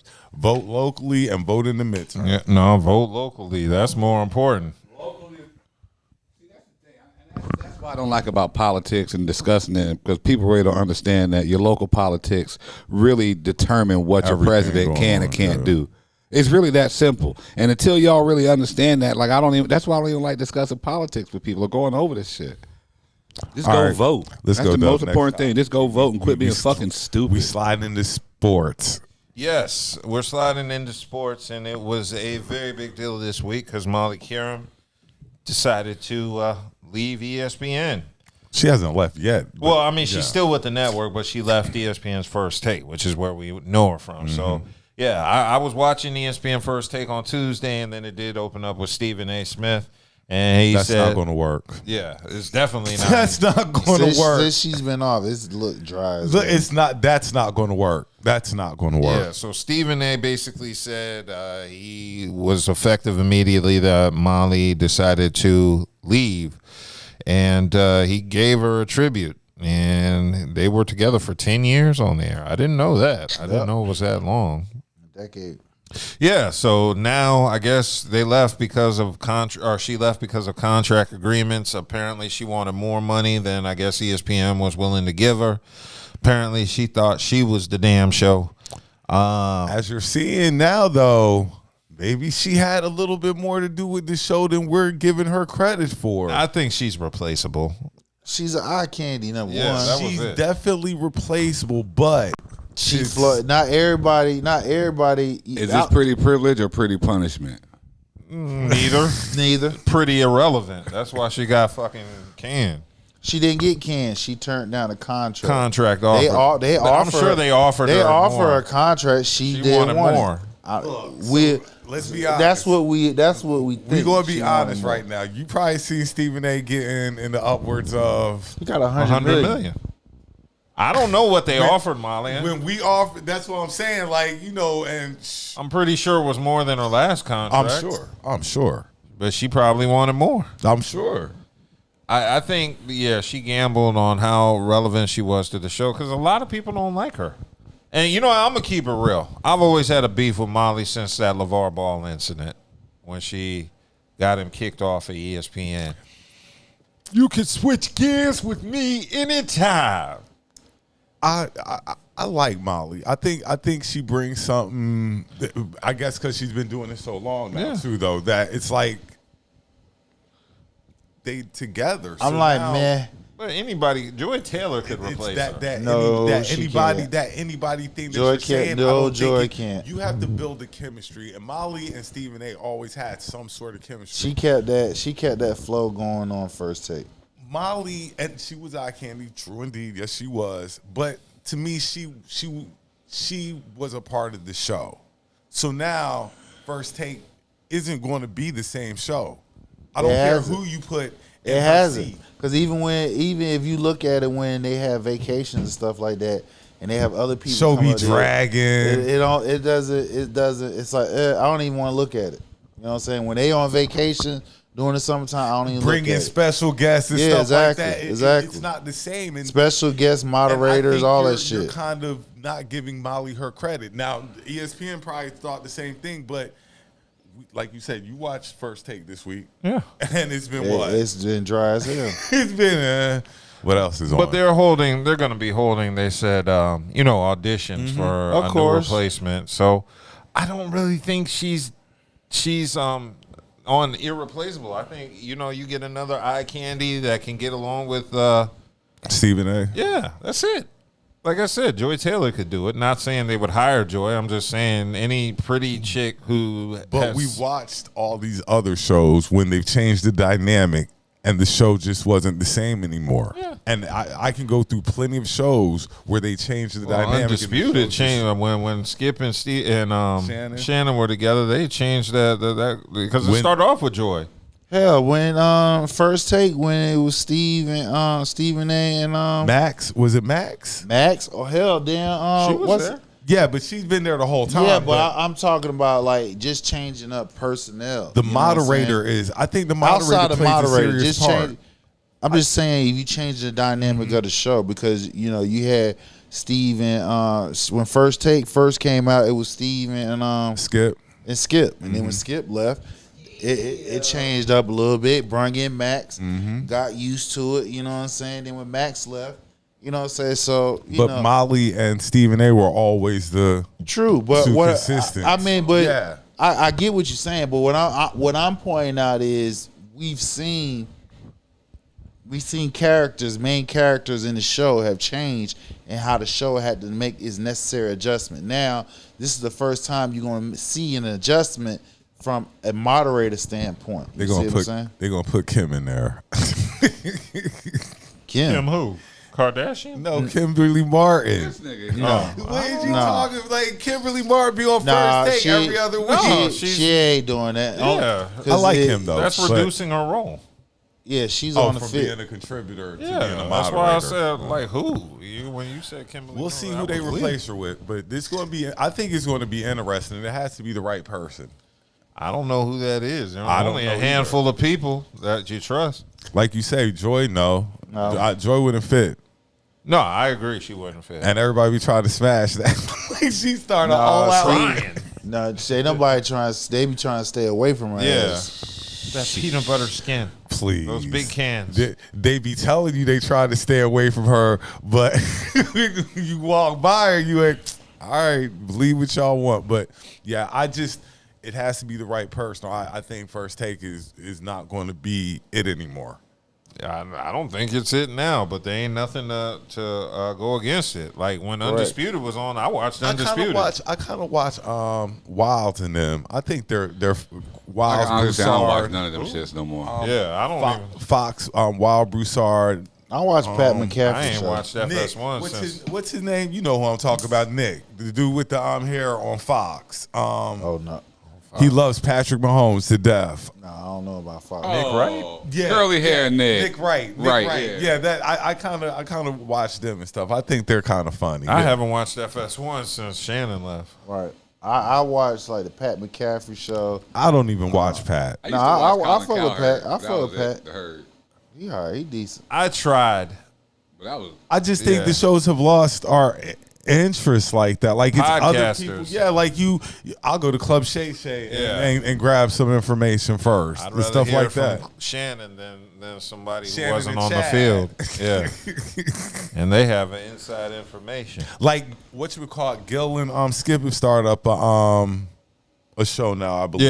Yeah. I haven't watched that because I just don't really care to associate Gilbert Arenas with football. Right. I just don't see them like that's I watched. In fact, I did watch a couple minutes. I just couldn't get into it because I'm like, I know it's your house, Gilbert, but why are you here? It's a football show, and you're not like comedian enough to be a comedian. No, you have to be knowledgeable. And the only thing Gilbert can contribute is that time in high school, me and my friends played in the field and shit like that. You didn't play no organized football, nigga. Yeah, well, I guess he got to be there because it's his house. We'll see what happens on First Take though. I'm interested, but I'll watch just because that's what comes on. But they do have to bring out candy. Yeah. Oh yeah. They do. It better not be Ramona Shelburne. They do have to bring out candy. Looking at Hardhead. You ain't going to replace Molly with just anybody, right? Yeah, she got to be eye candy because that is definitely. Yeah, you're just not going to replace Molly with anybody. Yeah. Cool. Well.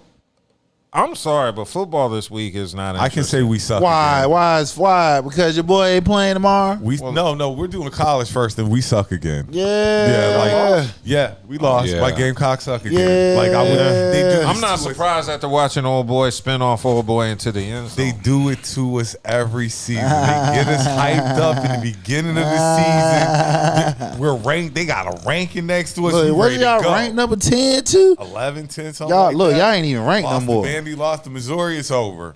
It's over. We on the recruiting trail. Well, let's see. Not just that. We have Alabama still coming up. We have LSU still coming up. We got Ole Miss still coming up. We got Texas heavy hitters and Clemson. Heavy hitters. Shout out to Clemson losing too, though. That made my day. Oh yeah, Clemson 1-3. Dabo loses.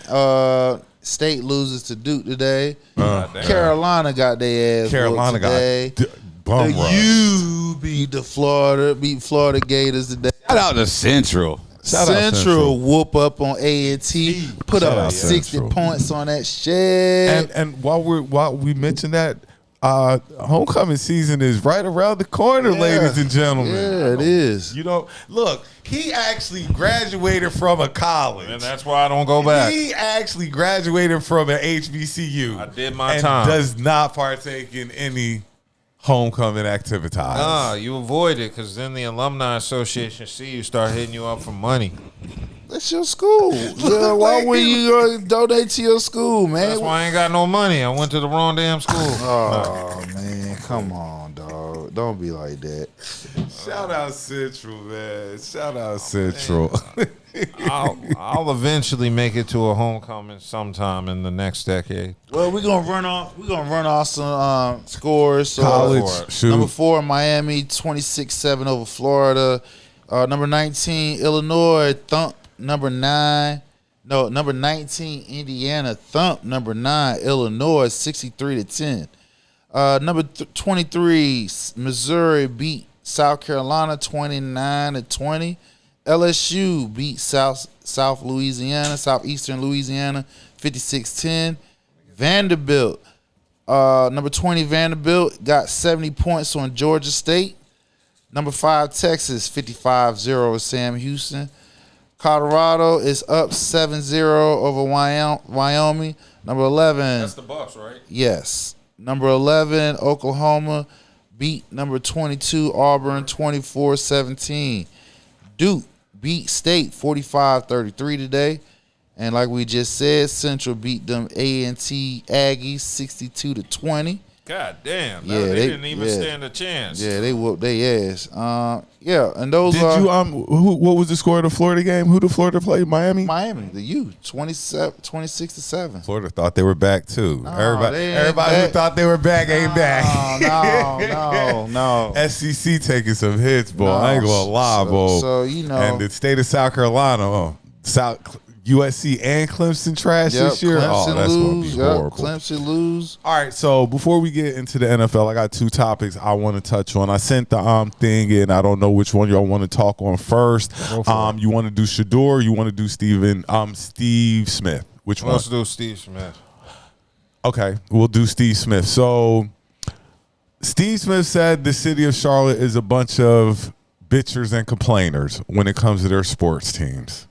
Well, we got a lot to complain about, and I was thinking, let me go on my little tangent real quick. As I'm a huge Eagles fan, but we followed Charlotte sports, right or wrong. You know, Definitely. We all have our teams, but we follow Charlotte sports. We're in North Carolina, and the past 20 years, probably in the entirety of the franchises, with the exception of the Panthers, because the Panthers actually went to a Super Bowl. Yeah. But you can never say 2015. But what I'm going to say, you can never say these 2 things ever happened. The Hornets are going to kill them this year. The Hornets we need to watch out for the Hornets this year. Can't ever say you've ever said those words. Right. No. Not since Larry Johnson and them. Probably didn't say it then either. I don't know. Yeah, you did. Yeah, you did. Back then you did. Nigga, you got to think about still playing though.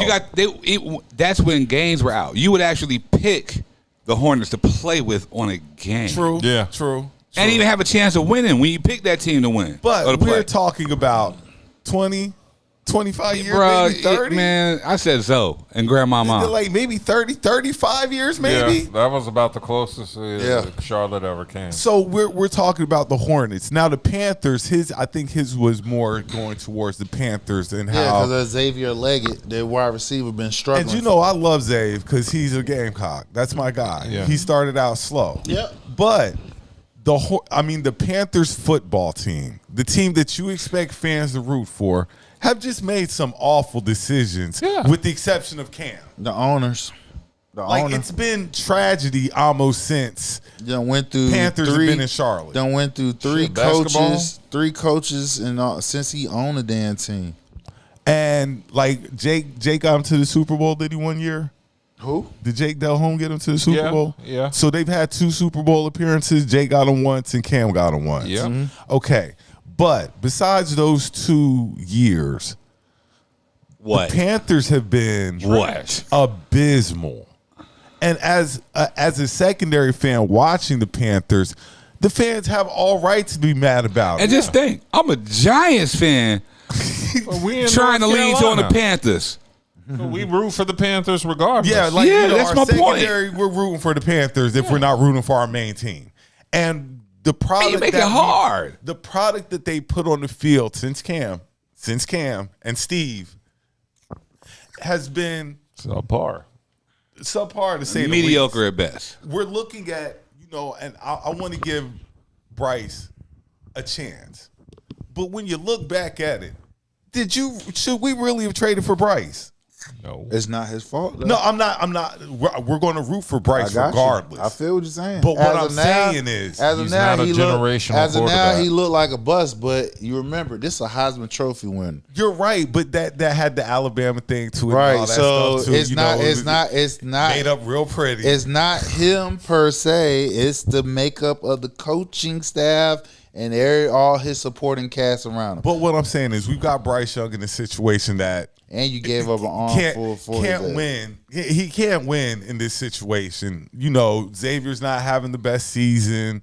The defense is all right. The defense is most of the time who Charlotte really depends on. That's what their bread and butter is, I guess, is their defense. But as a secondary fan to the Panthers, yes, we're tired of them being trash all the time. Like, if you've ever been to a Panthers game, the opponent's fan base opposing get more love. team has more fans in the Panther Stadium than the Panthers do because you don't give a good product. You don't. And like I said, as a secondary Charlotte Panthers fan, they should be bitching and complaining because they don't deserve this.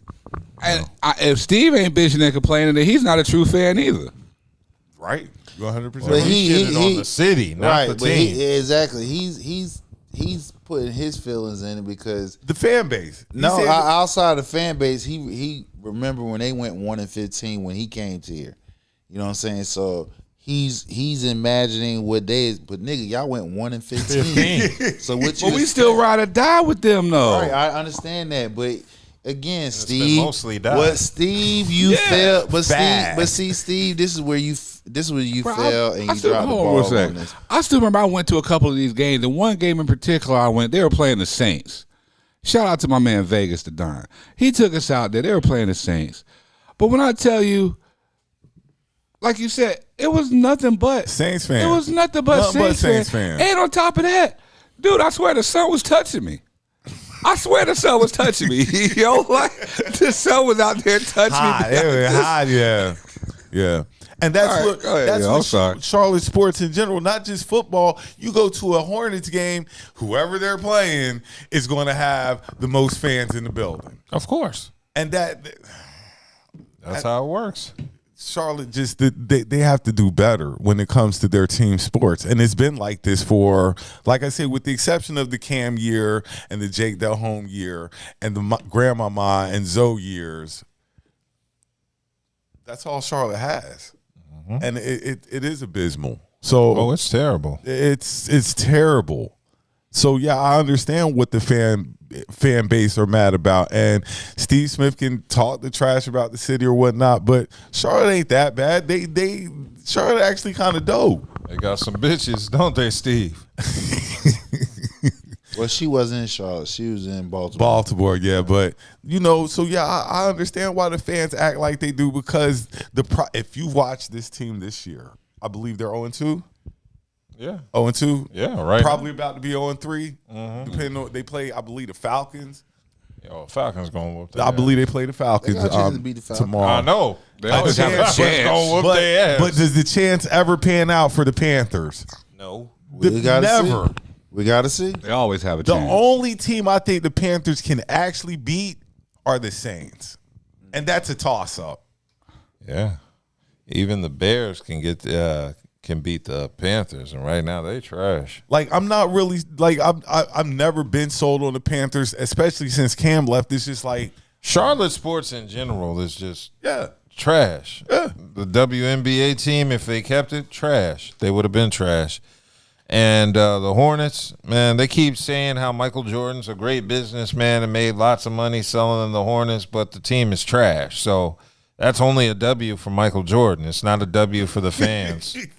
For the city. Made money. Yeah, you made lots of money. And I mean, congratulations. I don't want to make it seem like I'm hating, but that don't mean shit to the fans that root for the team.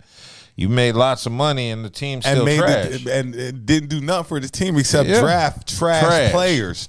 You are responsible for drafting the dude from Gonzaga. Morrison. Yeah, like you are responsible for drafting Adam Morrison. Dirk McGirt. That nigga didn't shower. Well, And not just him. Oh. MKG. Yeah, it's been a plethora of draft picks that- he the one that got Samaki too.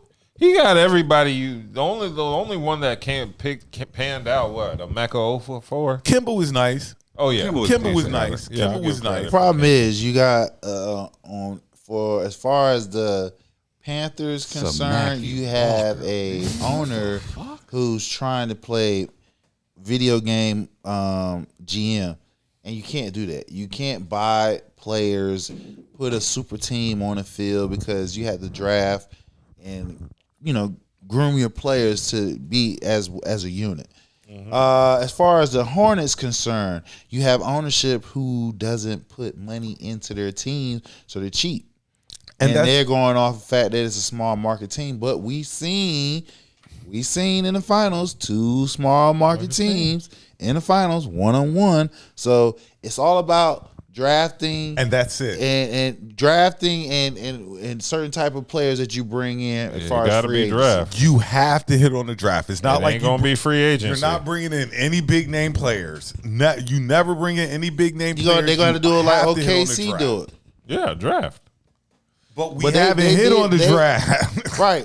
But OKC, they had draft and they did with free agency because they Hartenstein and a couple other players that came from the Bulls and stuff helped them get to where they at. But mostly drafting though. Like I like Melo, but right now I'm like kind of at my wit's end with Melo. Yeah. Like it's like either he does something this year or we need to trade him by the All-Star game. Like one or the other. Because we don't deserve, we need to be at least kind of competitive. I don't think the Hornets ever be competitive. No, they're never. They're never competitive. I don't even remember they were in the playoffs last. Oh, it's been a while. I know. I don't want to be like, well, Kimba. Was it the year Kimba was there? I believe so. that was. And Kimba ain't been in Charlotte. Terry. Yes. Kimba ain't been in Charlotte in Rozier. 7 years, 6 years probably. I went to Scary Terry socks. So yeah, it's just Charlotte sports in general. So I know where the fan base is coming from because this is unacceptable. It's unacceptable. So yeah, that definitely means if baseball comes to North Carolina, you got to come to Raleigh because it's you can't have the you can't go to Charlotte. Hell no. Yeah.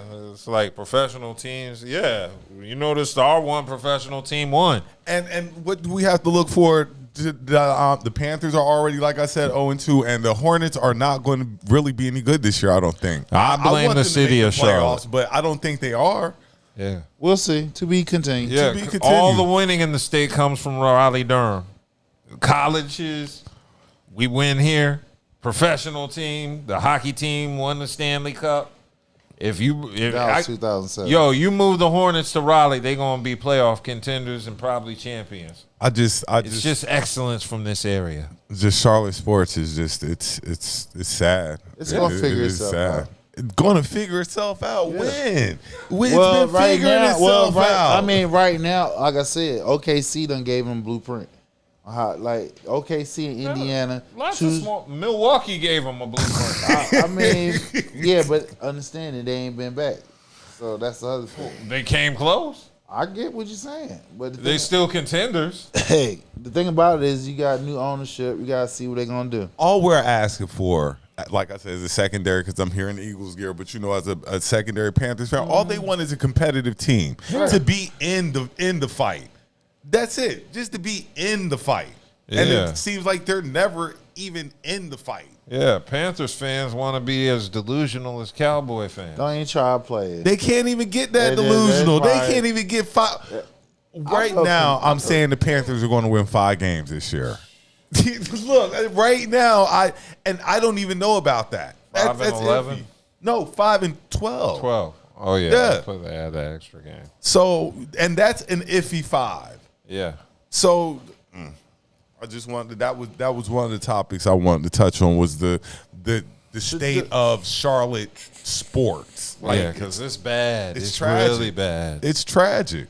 The other thing you talk about, like Shador not want to be drafted by Baltimore, Or supposedly Cam said, or the Eagles, and there was another team I think he said too. It was All two I teams, heard was think. the Ravens and the Eagles. Okay, Yeah. well, regardless of what do you think?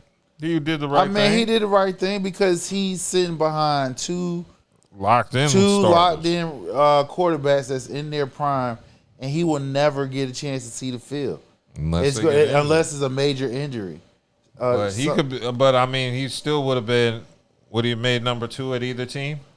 I don't know about the he Eagles. made number 2. I don't know about the Eagles. I think he would have definitely been a lot for not over Kenny Pickett's left. Not over Tanner McKee wouldn't. Right now, Tanner McKee might be the hottest backup in the game. He would have made. You said that he was going. No, he would not have. He would have made number 2. No, on the Eagles. you saying he was going to be the starter for the Browns, He and still is. He still is. It's only how many games in it? Who? How many games? He's the third string. How many games? He's the third string QB. No, he's number not. 2. No, he's not. Dylan Gabriel's number 2. And so he moves up to number 2. Who?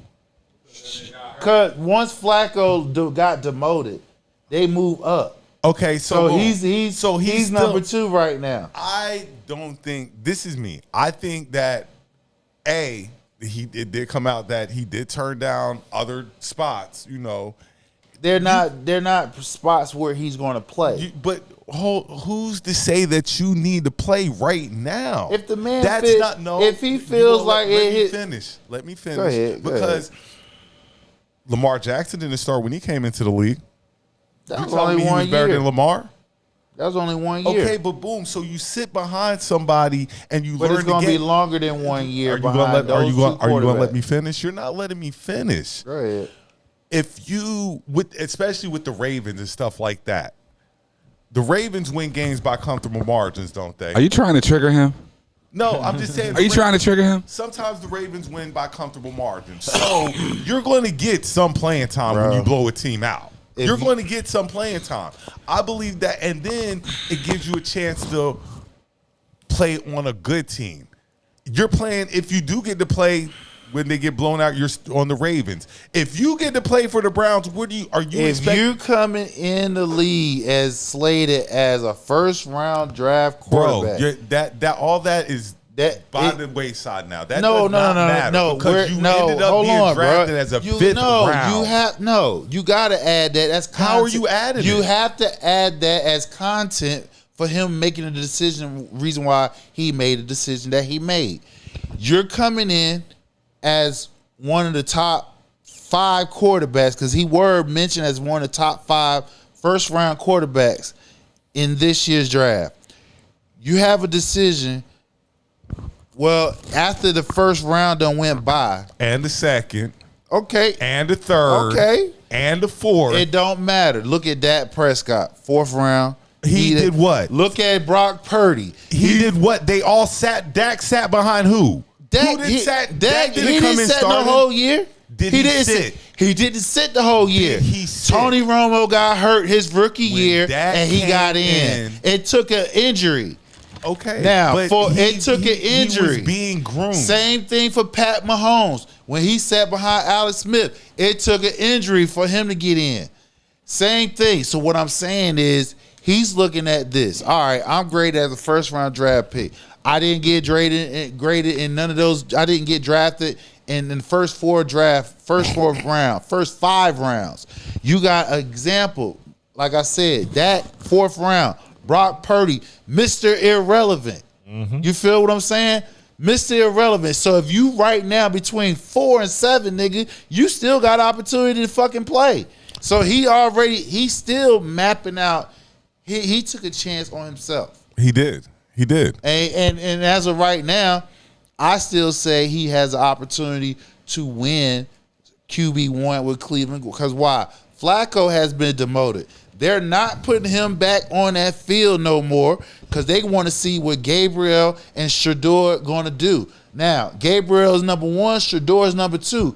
These next 2 games, if Gabriel don't play like he commands that team, like how he was doing, Shador going to be starting. Book it. Like I said. Book it. And I'm not looking for it if he gets to start because what I'm trying to get at What you mean? Why wouldn't you be? The franchises that he turned down, the Eagles and the Ravens, are great franchises. Right. They do quarterback development. Jalen Hurts was developed behind Hurts until he got hurt. You know how many coordinators your boy went through before? You know how look how many right. So that's what I'm saying is you're going to go to good organizations, but you decide to pick the worst organization in the NFL. He didn't pick them. They picked him. You're leaving you told Baltimore don't pick me. You told Philadelphia don't pick me. So now you're leaving it up to Chance. Who's right, gonna pick exactly. Me. So now Chance has it right now he got an opportunity to win QB1.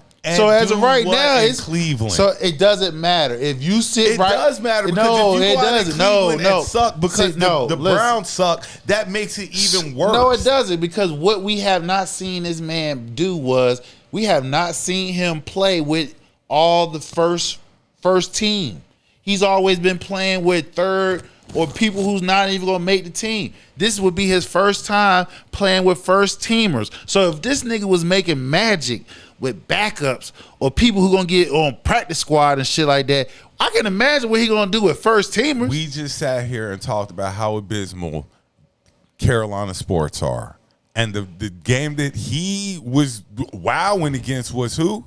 The Panthers. Carolina. Was against who? Okay. Okay. So I'm not buying into that. He get on the first team and stuff. It was the Panthers. It's whatever. We know it don't the matter. Panthers You still have. It doesn't matter. It doesn't matter. They were still based off how their depth chart is set. He played well. He never played with the ones on Cleveland at all. That's the part that you're missing. He never played with the ones with Cleveland at all. So if he did well with, and even a game that he supposedly had done bad, I don't even count that as bad because if you want to give contents to that, right? No, that was bad. If you want to give contents to that, they put him with people that's about to get cut off the team. But he was making you're bad not decisions. listening. You're not listening. When you're playing with people that's about to get cut off the team, they're that bad. But that's the reason why they get cut. He was making bad decisions How too, though. When you're running back, you're not listening, bro. No, you're not. No, you're not, because I'm talking and you didn't cut me off. When they're calling plays, long development plays, play action development plays, with people who about to get kicked the fuck off the team, you're not going to be successful. Okay, now when you call long developing plays and you keep running backwards instead of throwing the ball away, you throw the ball away, right? That's what the quarterback does. You throw instead of taking the sack. That's their fault. That's not his fault, right? So now, if you are answer my question, that's facts. his fault. So you're making yes bad and no. decisions. Yes and no, it's his fault. Because as a coach, why would I call long development plays knowing that he most likely won't get protected? Okay, but so that's on the coach. The ball away. That's on the coach. You still, as a player, you want something on the damn field. So if half the fucking play, if you only up there for 5 plays and 3 of those plays you gotta throw the ball away, even though it's the right damn decision, it still looks bad on you. It's a no-win situation. So this is where I'm saying it was scripted for him to look bad. You as a coach, if you know you got people that's out there that's not going to protect him. You're not going to call plays that's going to make him look bad. You're going to give him dump offs, screens, hand the ball off, all that shit. They didn't do that because they want the last impression of him looking bad so we can have this conversation of you saying that's the reason why he's like that. It was scripted. Very much scripted. Cool. Well, aside from that, tomorrow in the NFL, I'm not excited about any Who y'all of these got? games. Of course you're not excited because your boy ain't playing. That's why It you ain't even excited. that. The matchup. Your I'm boy not ain't excited playing. about the matchup. Y'all got who you said? Raiders. Why you ain't excited with the matchup? Because it's going to be an easy. That's the W. Raiders. I'm mad they gave you our time slot. That's what I'm mad about. You mad what? They gave y'all our time slot. Because we the Cowboys, nigga. Who wants to see the Cowboys The and Bears? Cowboys and the Bears, nigga. They're gonna see offense. Like this was like this. Nobody didn't want to Like listen. this the 90s. Listen, It's the Eagles and Rams playing. They don't want to see y'all play. They don't want to see y'all. When did the Eagles? Oh 1 yeah. o'clock. We got the 1 o'clock game. The game of the week is the Cowboys. And, See, we still win. Look how we still smack y'all. Shitty squads. Trash teams. Oh, And Caleb we Williams so gonna like y'all trash. tomorrow. We so trash. Y'all didn't get that time slot. I got you. And y'all playing at No, home but we too. got that dub. It don't matter We though. that trash. It don't We got that matter. dub. Hey, but you It talking does about matter us, 'cause it's right? in the win Is you column not for talking us. about us, right? You talking about us, right? You mad that we got y'all top? Bowl. Y'all, We gotta watch yeah. it, dude. They Anyway, garbage game tomorrow. Bears and Cowboys play tomorrow. I got my Cowboys. You know what I'm saying? Eagles, Rams. Eagles and Rams play tomorrow. I got Rams. What's the Rams record? I don't know. 2-0. 2-0. Panthers and Falcons. I like Panthers. Falcons. As much as I want to say that, you know that you do not. Like No, real talk. Charlotte Y'all, have Sports. y'all seen Atlanta play? I know they got Bijan. Have y'all seen Atlanta? Michael Penix. Have y'all seen? Look, I know they got Michael Right. Penix is Right. actually. London. I know they got what? Kyle And Pitts. if you saw the game last week, they had a bunch of field goals. Did they win? Yeah, they won. Okay. But that's not the point, though. That's not what I'm saying. So what I'm saying What is the point? The point is, if you watch how they won the game, they actually I forgot who the hell they played last week. God I'm gonna give you a prime example. The Vikings? Was No, fuck off. No, it was the Vikings. You said, did you see how they played, right? Right. But they won, right? Let me give you a prime In example. other words- Did you see how the Giants played last week? Right. They lost. We lost, but we played phenomenal. They did. You can't say we. Hey, you can't say that. How they had us beat? You what motherfucking fool? You lying? Bro, to they God had us like beat. Go down and go. How Leave it they alone. had Leave us it alone. beat? And this I is just what we wanna mean know how they by. had us beat. And this is what we mean by I the just wanna know how they had us Cowboy beat. fan base is delusional. I just want to know how So they just had us leave beat. it alone. I just want to know how they had us beat. God. Malik Neighbors, yeah, he was doing his thing. You're right, but he was torching CD and Pickens were doing their damn thing too. So what are you talking about? It was 2 against 1. You can't go against 2 snake-headed monsters against that one. I mean, that's how it went down. Are the Bengals done? Yeah, they done.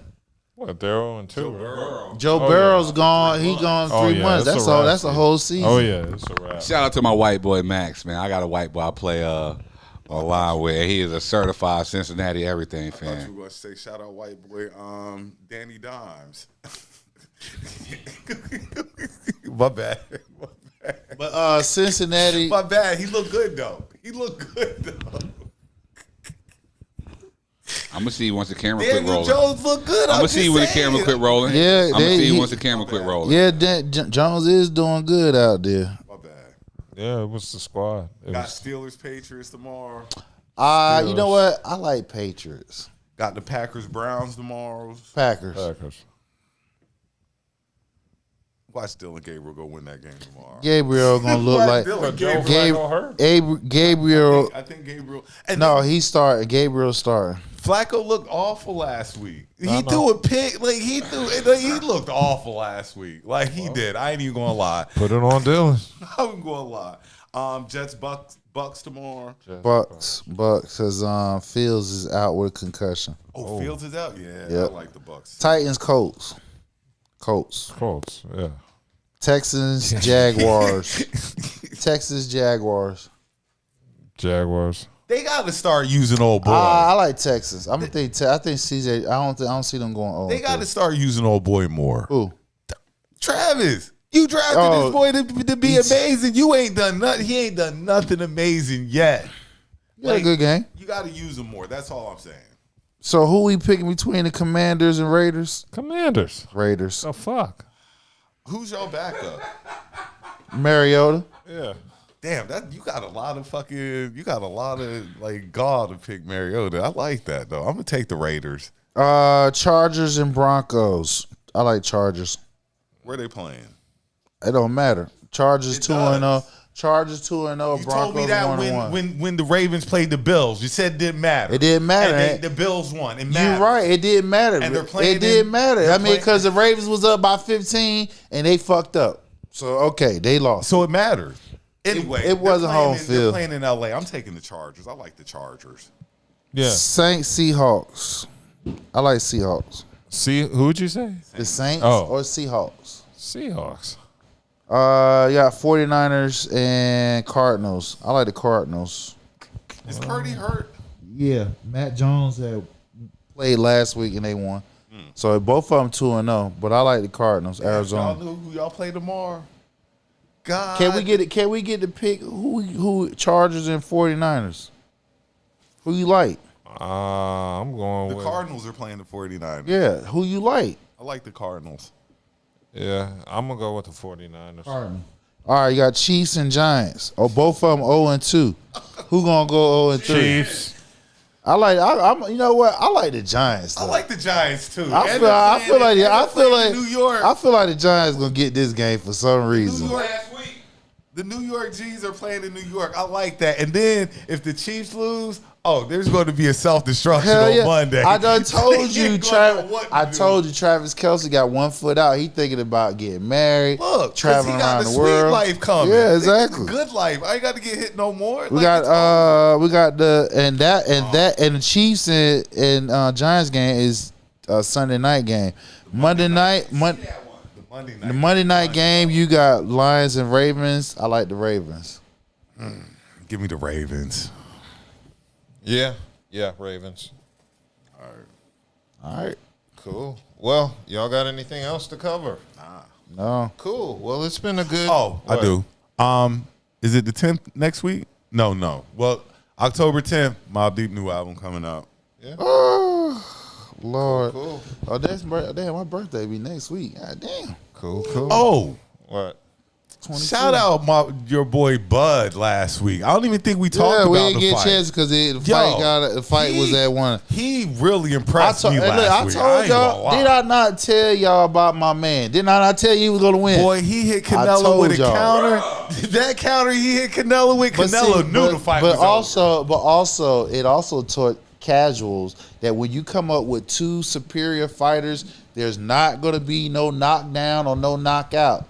Because they're too skilled. I got a question for you. Does boxing have another big fight? Hell yeah. Who? It's going to be Shakur and T.O. coming up. They're going to talk about that in January in New York. I don't think that's big. Like when I say big, I mean like we're not names. talking about comparing to Crawford and Canelo because we talking about 2 greatest right there. So now we got to come down a notch. A couple of notches. No, come down a notch, man. You doing too much right now. Look, I ain't knocking your boy because he can fight. Yeah, I ain't gonna take he nothing undefeated, from Shakur, nigga. Shit. But he ain't on that level just yet. What level? What you mean? What level? Please let me hear I don't this. think he's big fight level. Like, Are you crazy? I seen this man fight. I seen this man fight twice live. You have? I ain't gonna hold you. And I know this nigga can fight, bruh.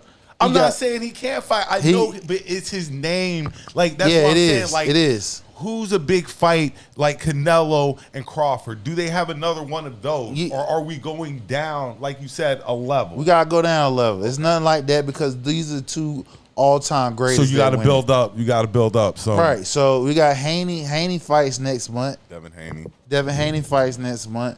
Then we got that bullshit ass fight with Tank and motherfucking Jake Paul. That don't count. Then in January, the new year in 2026, then like I said, T.O. and Shakur are supposed to get the contract worked out because T.O. tried to crash the party with my man Crawford when he won and shit. And my man Crawford like, yeah, won't you sign that contract with my man, my bro, little bro back here? Let's get it on. Who's the heavyweight champion? Usyk.